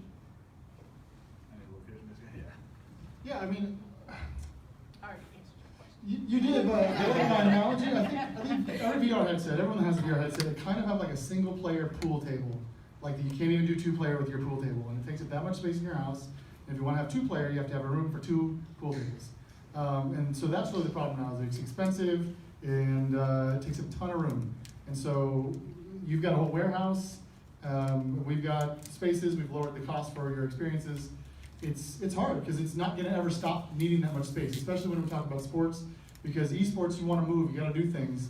And a lot of sports push the boundaries on purpose. VR tennis, the ball is right at the edge there or puts it past the edge. So and there's a soccer goalie game. I've got a dent in my TV, my ceiling fan is wobbly. It's not for homes. It's not a good thing for homes. And the community and the industry doesn't want that to be true. They really want everyone to have one in their home so that it can be just like everyone has a cell phone. I don't think that that's going to be the case. I think it's a single player pool table, and it's going to be out in the world like pool tables are, more than it's going to be in your friend's basement. I don't think you want to go to your friend's basement that bad anyway. Do you want to say anything about this? You got a warehouse full of VR. I mean, yeah, sure. Very similar sentiment. I have a VR headset at home. I don't use it. It's in my He shop. says it like it's a confession. I do. Right? I think it's My name is Chris. Yeah, no, it is, and there's a lot of good uses for it, but it takes a lot, right? Phones, just whip it out, it's there. That's why AR is really taking off. There's still a lot of hurdles in AR. That's why we haven't. I actually personally think the two are going to converge at some point, right? As the hardware gets better. One of the issues with even home VR right now is that there's such huge leaps in improvement, right? So like mobile phones, when they first came out, it's like you had to get the next one, right? Or PCs. If you're old enough to remember PCs, like, oh my God, there's a huge improvement. That's old, it's no good anymore. And I upgraded my phone, but I hadn't upgraded my phone for like 4 or 5 years because like it did everything this new phone does, pretty much, right? I think until VR gets to that point, then people will be the masses, the mainstream. I mean, one of the reasons why I called the company Mass VR is not just the scale, but I wanted to have it approachable for everyone. It's just to come in, try it, right? So I think location-based, and then you can see that, read about that in the industry. They say yes, most people will try VR at a location-based facility, and then they might invest in a home facility, a home unit. Got it, Ryan. So this is something that's difficult that we've faced at 321 is, we can't really sell it because no one's really experienced this. One of the reasons we've moved to the Oculus Quest just because it's a little more portable, but saying that it's still difficult to set up. You still have to know how to use it. It's easier, but it's not quite there. I think not until the technology is easy enough, but also where it feels necessary. Because the biggest barrier is you don't need a headset at the moment. No one needs to go buy it to run an application that they're going to use every single day. The average consumer. Until we get an application that everyone needs to use, or until it becomes an alternative for cell phones, I don't see it really being mass adopted. Saying that though, Apple and Google are planning to release their AR glasses, well, especially Apple in 2 years. And I think that's gonna help boost that, but it's gonna be ugly. I mean, when the first iPhone was released, it wasn't mass adoption right away. And especially for a wearable. It has to be stylish, it has to be consumer friendly. Everyone who wears glasses, they have their own style, and not everyone's gonna fit into a box if they have just 1 or 2 options. So, until we get there, I don't see it being mass adoption. Though, saying that, the technology is growing very quickly, and it's barreling towards that. All these companies wouldn't be investing that much money. All the top major companies, Microsoft, Apple, Google, Amazon, if they didn't think this was going somewhere. So I think in about 5 to 10 years, we will see that where it becomes easy enough to just say, I want to build an AR app or a VR app, especially if they converge together. Disagree. I think they're all insecure old men who don't know what they're talking about. I want to set you up for an easy one. No. Oh, That's over not- you? We got one more answer. Over here? Sorry, we gotta get through questions. We get one shot. I forgot one. Oh, sorry. I'm sorry. I didn't mean to. I was gonna say, as a gamer, I forgot about this. I like own one of the things that I keep on forgetting when we're talking about esports, we're talking about video games, we're talking about fun.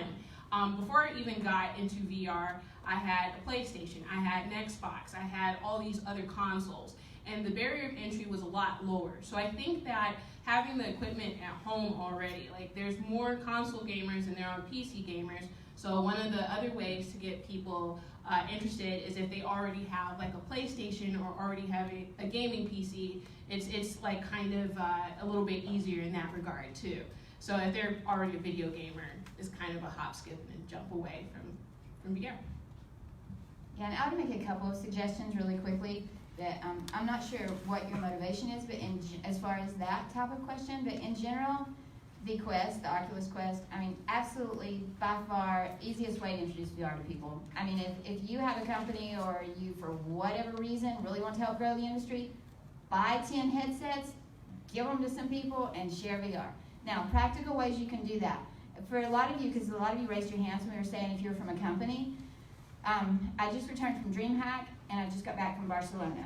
At those events, we had, like, say, 10 to 15 volunteers, community volunteers who know the games, know the hardware.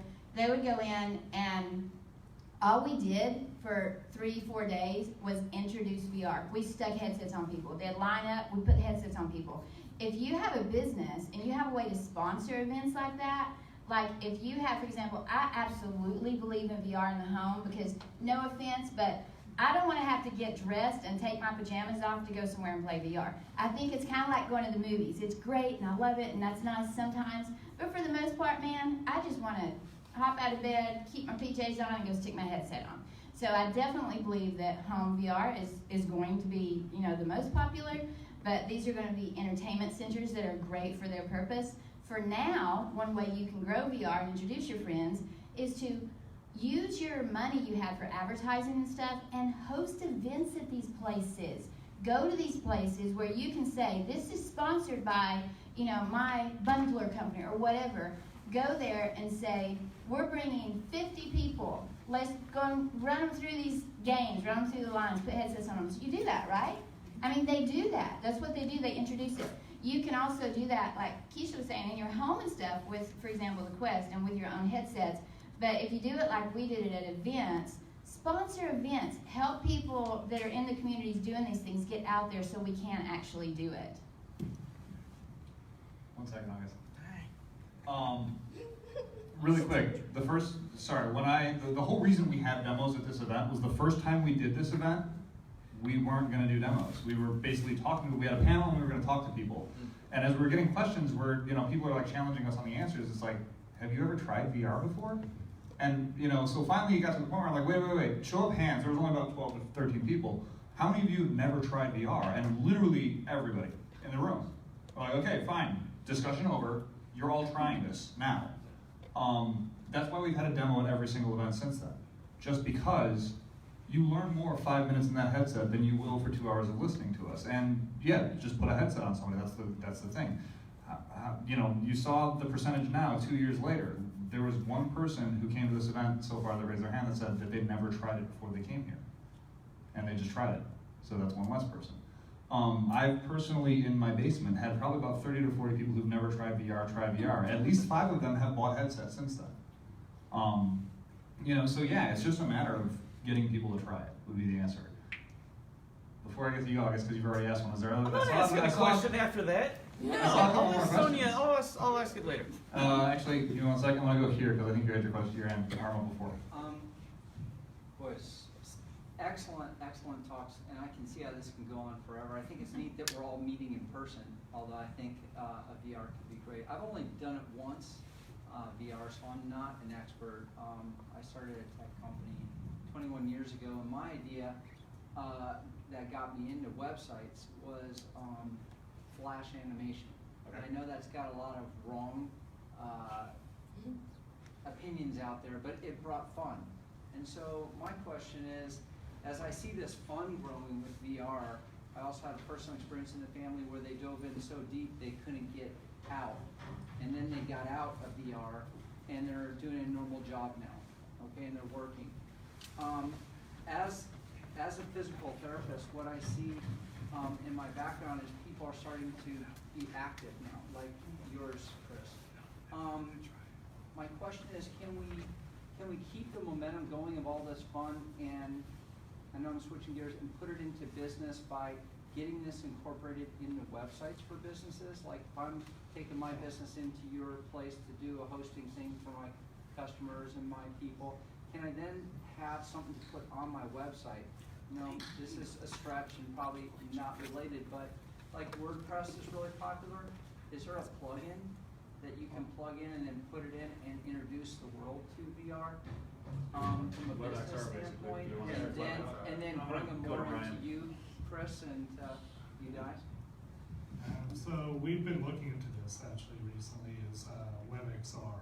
It's basically both WebVR, WebAR, and it allows you to integrate these technologies into just your website. Right. So if you're on like a tablet that has AR, you can just bring up the AR app without having to download an actual app, which overly breaks down several barriers. Or for VR, if you have the Google Cardboard or any of those other ones, or if you have a headset connected to your computer, then you can access that and just go through the website. Now there are some limitations and it's growing, it's very new in terms of adoption, but I do see that growing and kind of reducing barriers as this moves on. I'll take that. I'll take it. Okay. So yeah, WebXR is what you're talking about. The big problem with WebXR in terms of adoption is WebXR to actually experience it, you know, to experience VR, you need a VR headset. Like, to do it right, you need a VR headset. I mean, you all have mobile phones. Who's tried, like, you know, Google Cardboard experiences and things like that? It's a really good start. I wouldn't, you know, I haven't seen a whole lot of really great VR experiences in like Google Cardboard, but you know, for 360 video, it's a great starting point for people to try it. I've had I've had at least 3 or 4 people who came. It's like, oh, VR, yeah, it's this thing, it's gaming, it's gonna go away, it's gonna die. And then the second you put them in a Rift, they're like, oh no, this is different. And it's, you know, it's the same thing. It's sorry, I'm gonna point these kids out in the back there who actually were watching it all on the screen. And they're like, is that what it looks like in the game at Beat Saber? And then as soon as they put the headset on, it's, oh, no, this is different. How many of you are gonna go home and buy one? Just out of curiosity. Anyway, you know, but that's like it really is just to get people to try it, and the more people try it, the more people have it. In terms of like adoption for location-based entertainment, I'll mention Allspace VR, which is one of those social experiences that we were all kind of just seesawing on earlier. Allspace VR, the cool thing about it is if you have a Rift and you're in the environment, you can be in the environment. If you have a mobile phone, you can navigate around the environment flat screen. If you can do it on a computer, on a web browser. It's really cool in terms of being able to, I think actually LA's VRARA chapter, they actually created what's called a magic mirror where they had a screen like this where the people in Allspace could see the physical people and the physical people could see the people in Allspace. And actually, they did an event like this where it was co-hosted. We tried to do that last February, it didn't go well. But that was my fault. But the point is, yeah, there are crossover capabilities, and there are going to be more and more crossover capabilities. But this is new tech, so you know, in terms of actually experiencing VR, yeah, you need a headset right now. And the barriers to adoption to that is, you know, 2 years ago you had to spend $1,000 on a computer and $600 on a headset. Now you can buy a standalone headset for $500. 2 years from now, okay, $400. On sale soon, $350. Actually, now this is Thanksgiving. Yeah, as I say, this is Christmas. This is the time where they're all going to go on sale. There's a question here. Yeah. So my question is, so there's been a general trend amongst all the people that I know and amongst some tech circles that I'm a part of against like algorithms and AI and social media. Just wanted to see how you think that'll manifest itself inside of virtual reality and inside of VR gaming and esports and just the overall community. So you want to know how trends, again, repeating for the camera, so you want to know how trends against AI and algorithms that are currently existing in social media are going to affect esports and gaming? Yes. Correct? So I don't know if you know this, and I wanted to elaborate because we're on AI again.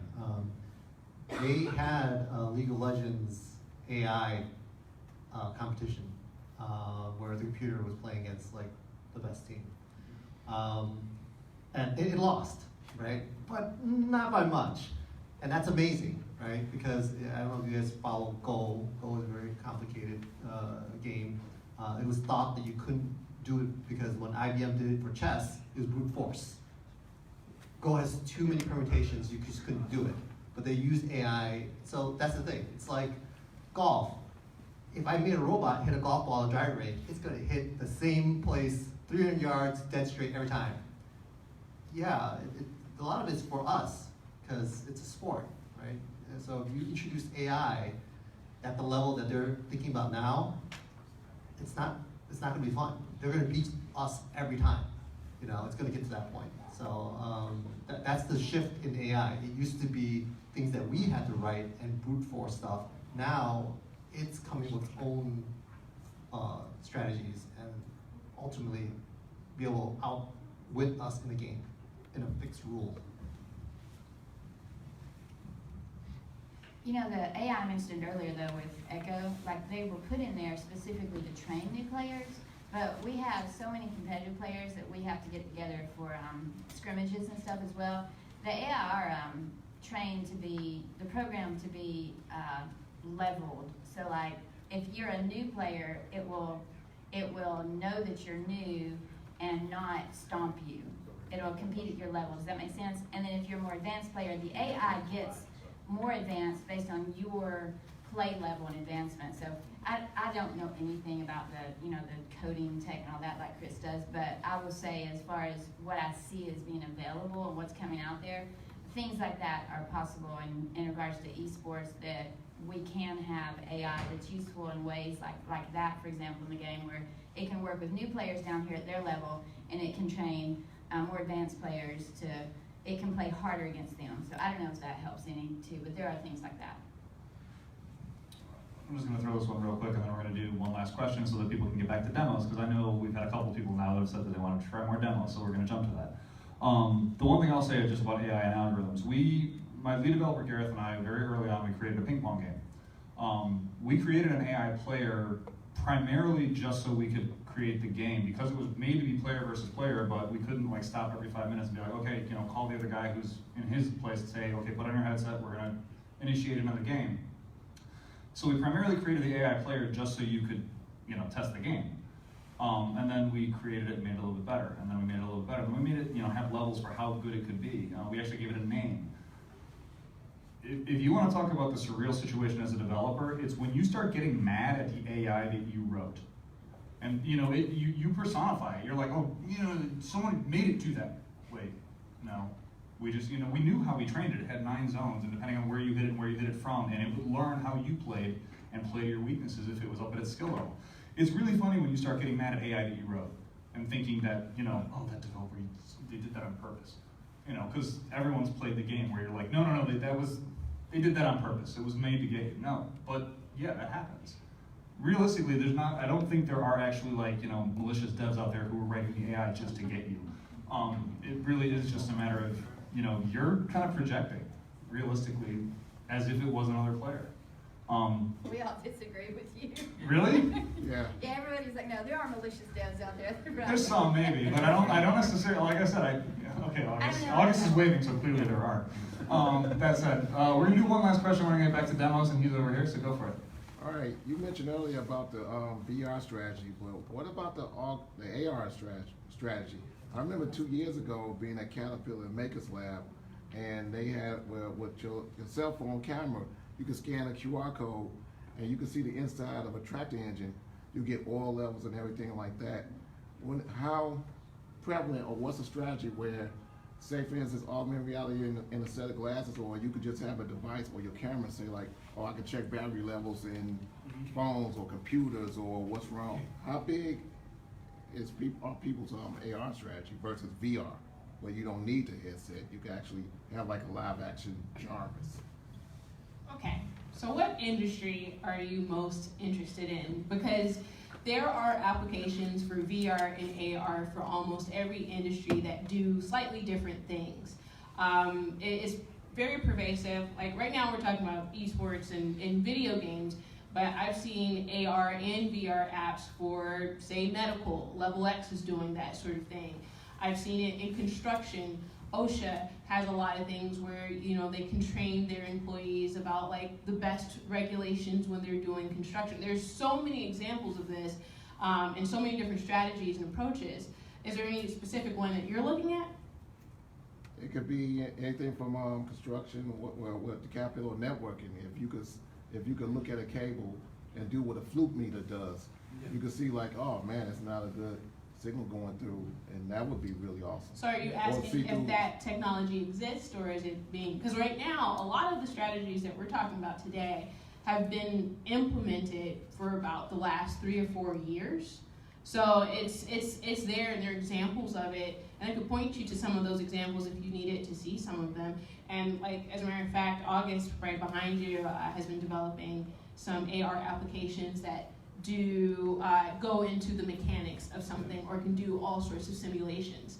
So there's the AR element, there's the VR element, there's so many things I can point to. I used to work at HTC, so I got to see a lot of the software and a lot of the things that were developed, just in-house. So again, I can just, tell you specific examples, but I know it definitely exists. Matt is looking at me. Okay. Sorry. Yeah. Let's see if we have one more gaming question, actually, so I'm gonna let that one go. To answer your question, like how's it being, it's all over the place. And like, seriously, just search the web for AR example, pick your industry and just put AR app in this industry, and you'll have a whole lot of search results that'll show you something. Happy to talk to you afterwards if you have specific questions. By the way, that's what we do. We're augmented reality apps for industry. We don't actually do, my company does not do gaming or sports. We do industrial and enterprise-based augmented reality technology. Any more gaming esports questions, or are we gonna go back to demos? We'll go here real quick. Where is esports at right now in terms of specific to VR? Like, what level is it at? And I know there's esports for flat gaming, but in terms of VR, like, where is it now, and where do you want it to be?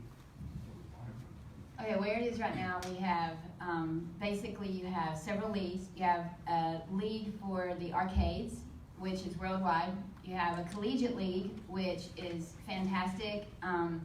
It's based in, there are several different places, but there's a big group of them in Berkeley. And so what we've been doing is going around and introducing colleges to the concept of VR esports. And so like they would traditionally have the flat gaming esports teams on their collegiate campuses, now they're also adding on VR esports teams. And so that started a couple years ago. There were only 5 teams, I believe, the first season, 5 or 6, and now this season there are 15 teams. The Virtual Athletics League, the year and a half ago, we had the first big, huge tournament, and there were over 160 arcades internationally that participated in that Beat Saber tournament. Each arcade, let's say however many people they had, there were literally thousands of people that participated in that.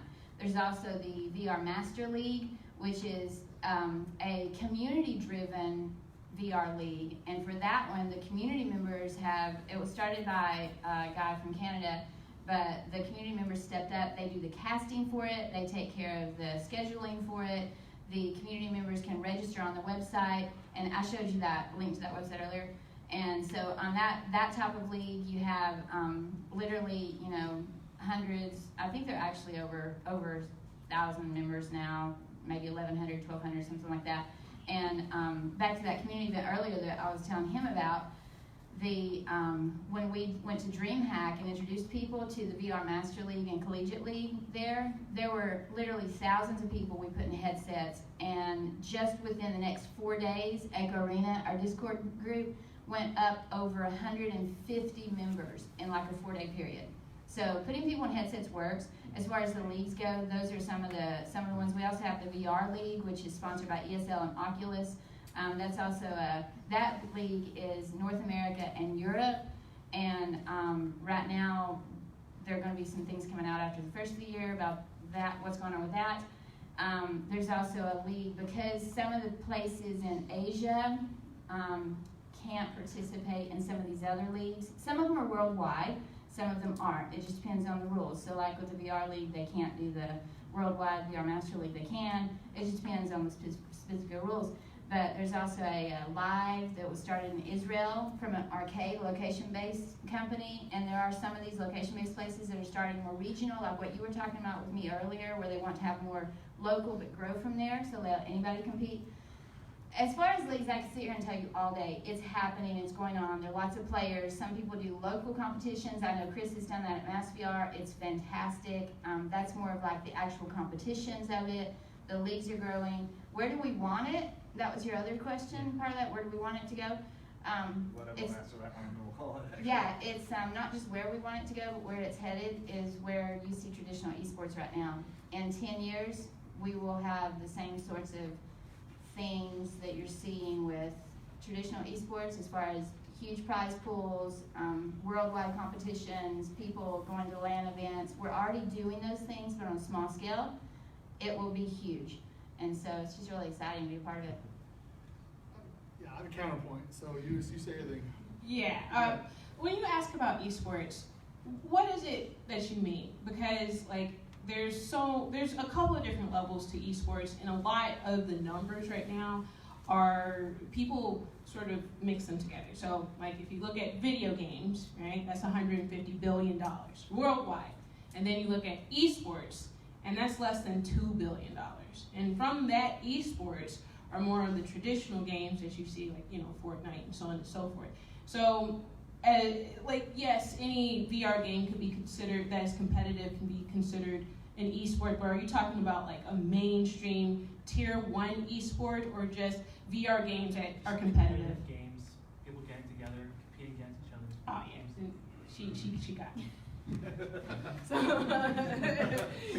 Except counterpoint, because like I've barely been doing this for the 2 years here, and I've already seen like 2 or 3 different like esports companies that looked all flash, just come up and then disappear and stop returning phone calls. The esports in VR right now is what every rich CEO puts that loser cousin who went to the Ivy School and just got all pot-headed up and isn't doing anything, but he likes video games, so we'll put him in charge of the esports VR stuff. And they do nothing, and the whole thing is a joke. And there's money on the table here if somebody with any competency wants to just gather it around and organize it, because it's there. There's a ton of enthusiasm, but what you're talking about is like people at home who are deeply committed to one game or something, right? And you're gonna get 150 people on one big event. Those are tiny numbers in a worldwide type of a thing, you know? I'm not trying to make fun of anything. I'm just saying, like, there's a ton of potential and massive competency in this specific region and area. And there's a lot of technological hurdles too. Like for a little while, the Quest sailboats were all faster than all the other sailboats. There's something with frame rate. I don't even know. So there's stuff. There's issues. But anyway, please, someone with competency in this room, take over that and mean it and do it, and you'll have a huge. You've got the whole world here. There's nothing. There is no established league that's of any consequence, and it's like right there and it's ready. In the next 5 years, it will happen. There's no established league. Well, there's okay. There's a lot more potential. Well, We I just leave it had a there. $250,000 prize pool last season. Yeah. That's an established league. You're right, but the numbers are so much different. Like what Keisha was given, Yeah, billions we're not versus. comparing ourselves to traditional esports. You can't, because the problem is you don't have enough people with headsets. I was gonna let you say okay, yeah, but yeah. Good. So yeah. Okay. Now, see, we wait till the very last question to get in an argument. Finally talking about esports. So you all gonna try the demos, and we're gonna go back here and argue. I'm No, gonna say seriously, the leagues are good. They're growing. The problem is there just aren't enough people in headsets right now. So the people we have in headsets are totally passionate and committed to the competitions and leagues. And I'm actually getting ready to write an article about what Chris has done there. And there's so many different things people are doing. It's all exciting and great, and there are ways to promote it. And it's just a matter of, and maybe some people just don't like sailing. And so, Oh yeah, you're done. I had the mic taken away. That's so sad. So no, I mean, look, the one question that I want to answer, because I want to have a different answer from what everyone else said here about where we want it to go. I don't want it to go on the level of professional esports. I want it to go on the level of professional sports. Right. Like I'm not talking about professional. Like esports right now, flat screen esports. Okay, cool. They're doing well. They have multi-million-dollar prize pools, which is great. When you're playing a VR sport, this is not a flat screen. You're doing this. It's not drone racing or whatever. Anything like that. You're moving. It's more like traditional sports. It's more, and the cool thing is, yeah, it's more like traditional sports, but it's traditional sports you can't possibly play in the physical world sometimes. Echo Arena, there's no possible, short of actually us going up to space and having a zero gravity environment, you cannot play that game on Earth outside of VR. It's not possible. And you're gonna see more of that. Games that are built from the ground up to exist in VR in a way that they cannot exist physically. And if they're done right, what? She's gonna have a point. Yeah, no, Let me finish. okay. But in terms of like where the leagues are, and again, yeah, there's leagues forming, and we're in a growth stage. So there's going to be leagues that come up and go away, like you said. There's going to be charlatans that try and come up and grab the whole world and say, yeah, it's going to be great, and a year later they're gone because they didn't do it right. And you're going to have community efforts that grow leagues from the ground up that are successful or aren't successful. it's going to evolve over the years. This is new tech, is where it's going. So that's what I would see, but where I want it to go, yeah, I don't want to see this on the level of professional esports. I want to see it on the level of professional sports. And I think it'll get there, realistically. Sorry, I have to add one thing to this. This is important. I didn't tell you guys at the beginning, but several years ago I was in a wheelchair. And I have a lot of health problems I've had to overcome. And so I can play Echo Arena like really well. And I told you I went to nationals and stuff. And August will attest to this, I can play well.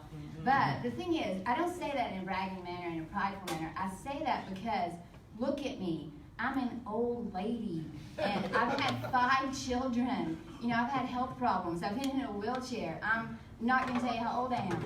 And so it's one of those things where if this is where I see it headed, if you can have a 10-year-old girl who can play in a game, or, you know, a 40-something-year-old lady, or a geeky, nerdy guy who's never had a muscle in his life beat somebody in a VR sport, that builds their confidence, and it shows us what we can do as humans with the aid of technology.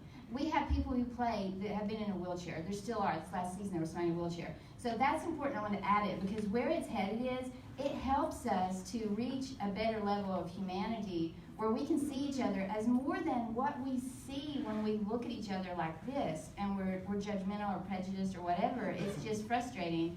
But when we see each other in VR, and you can see that potential because somebody has practiced and they've worked hard and they just want to be the best they can be, then you start seeing the personality and what's behind that. That's an important part of esports, I think, and where we're going with it.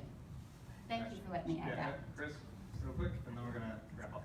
Yeah. So everything I invested in, so I'm very biased, is the fact it's going to be the future of VR, right? Is movement. So that you incorporate the things that you normally do, right? So for me, when you talk about future of esports, it's the traditional gaming knowledge strategy, but now you're adding the physical part of it. You know, they talk about how much they hurt themselves in VR. In one of our sessions, you will walk 1 mile. If you play in one of our like competitive, you will run 2 miles. You're sweating. So I think it's that, for our hope, our dream is that convergence, and that's what we're working towards, is to make it so that gaming is elevated in VR, right? So that esports is beginning now, and it'll still be around, but there's going to be whole other genre for VR esports that's going to be taken seriously. It might get elevated up to the sports side now because you've got the human aspect of seeing the person. And not just being shielded. And if you've been to an esports event, it's fantastic, great, but you don't really see them. You're paying attention to the screen the whole time. So I think having to see the person is going to be really important because we're humans after all. Where I know you're trying to go. We gotta get the demos. All right. I just want to say that with this technology, it is a medium that holds so much potential that we're, in my opinion, not a lot of us are being creative as it pertains to how we can use it. So instead of like trying to imitate something that has already been done, I would just like to see this medium be used to make something completely drastically different that, you know, at the same time is cognizant of the challenges that affect both esports and traditional sports, and then bypass all of them because now this is a medium in which we can create almost anything that we want. And we have the technology and we have the brilliance to do that, but we keep trying to imitate some other former success, and they're not really like pushing the boundary on what the technology can do and how we can artistically create something completely different that can encompass everybody's participation in one way or another. Technically. The final pitch. So I do want to thank the panel for, you know, some of them flying here, literally. All of their information, if anyone wants to reach out to them, follow them, connect with them, if you go to VRARchicago.com, the webpage for this event will be up pretty much forever. Their social media, their information is available there, so feel free to look them up, connect with them afterwards, ask questions. I'm hoping most of them are going to stick around to answer any questions. We're going to get back to demos, so Lewis and Thomas, yeah, you're back on demo duty now. I'll go and set up Beat Saber. Ryan, you're going to be setting up your demos back there. So there's going to be a lot of demos to try. I will request for those of you who have tried a lot of VR before, if there's people who haven't, let them go first, because we do want people to try this who haven't been in there before. And if you've tried it and you are going to say you haven't, come on. Anyway, that said, thank you everybody. Thank you guys for coming. If you do have suggestions or questions or anything about how to make this event better, please reach out to me. My information's available on the page. I'm pretty easy to find, pretty easy to contact. I will make one more push for VRAR Association. If you're not a member and you're working in this space, you really should look at it again. My company has very easy, within the first month of joining, we gained business from it more than offsetting the cost of joining. I will put it at that. Other than that, thank you for coming. Try some more demos. I'm sure we still have some more drinks in the bucket in the back, so please, empty them out, because otherwise they just get donated to 1871. And thank you again. We'll be around if you have any questions. Thanks.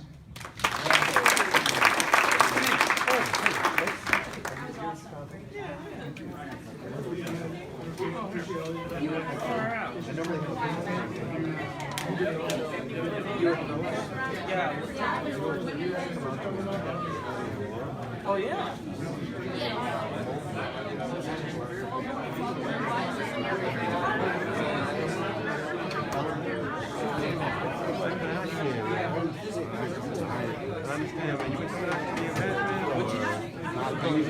Okay. Oh, okay.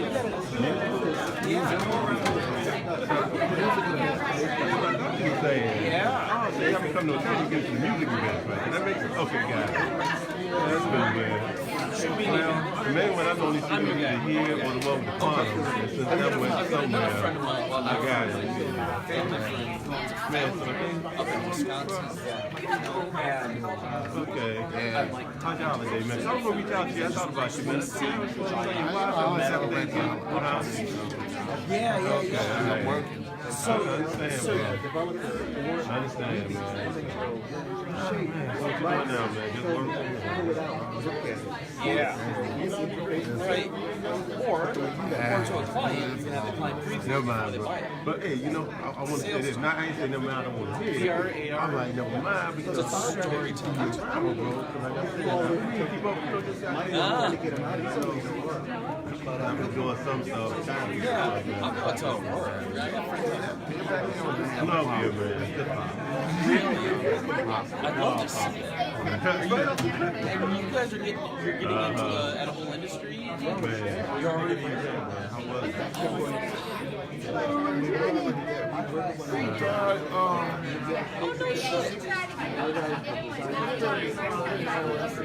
Yeah, okay. Because like the same guys that are and I've never seen I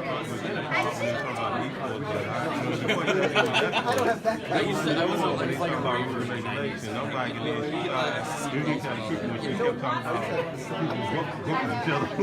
I'm like, that's getting creepy. But the young, how do you address it? Great. Get to a That's point cool. where maybe get to a point That's where a really cool industry. being like not a beautiful, they don't want to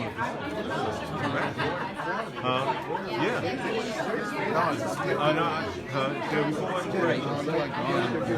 Oh, okay.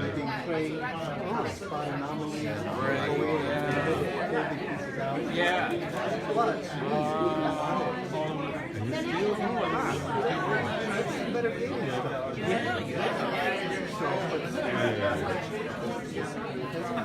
Oh, you hanging out with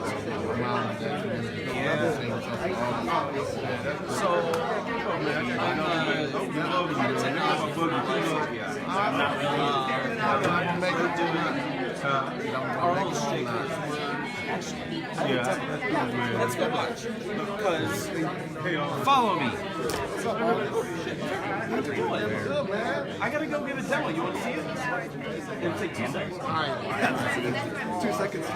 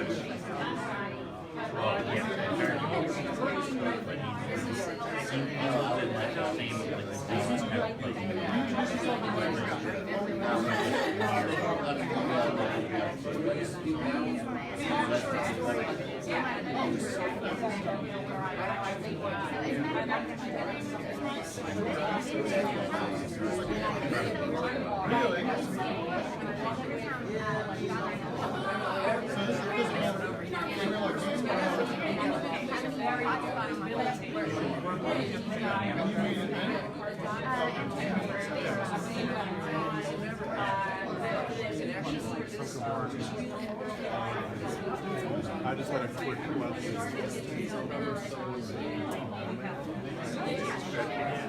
Like, I knew about you. Like, they made things like, yeah, things like you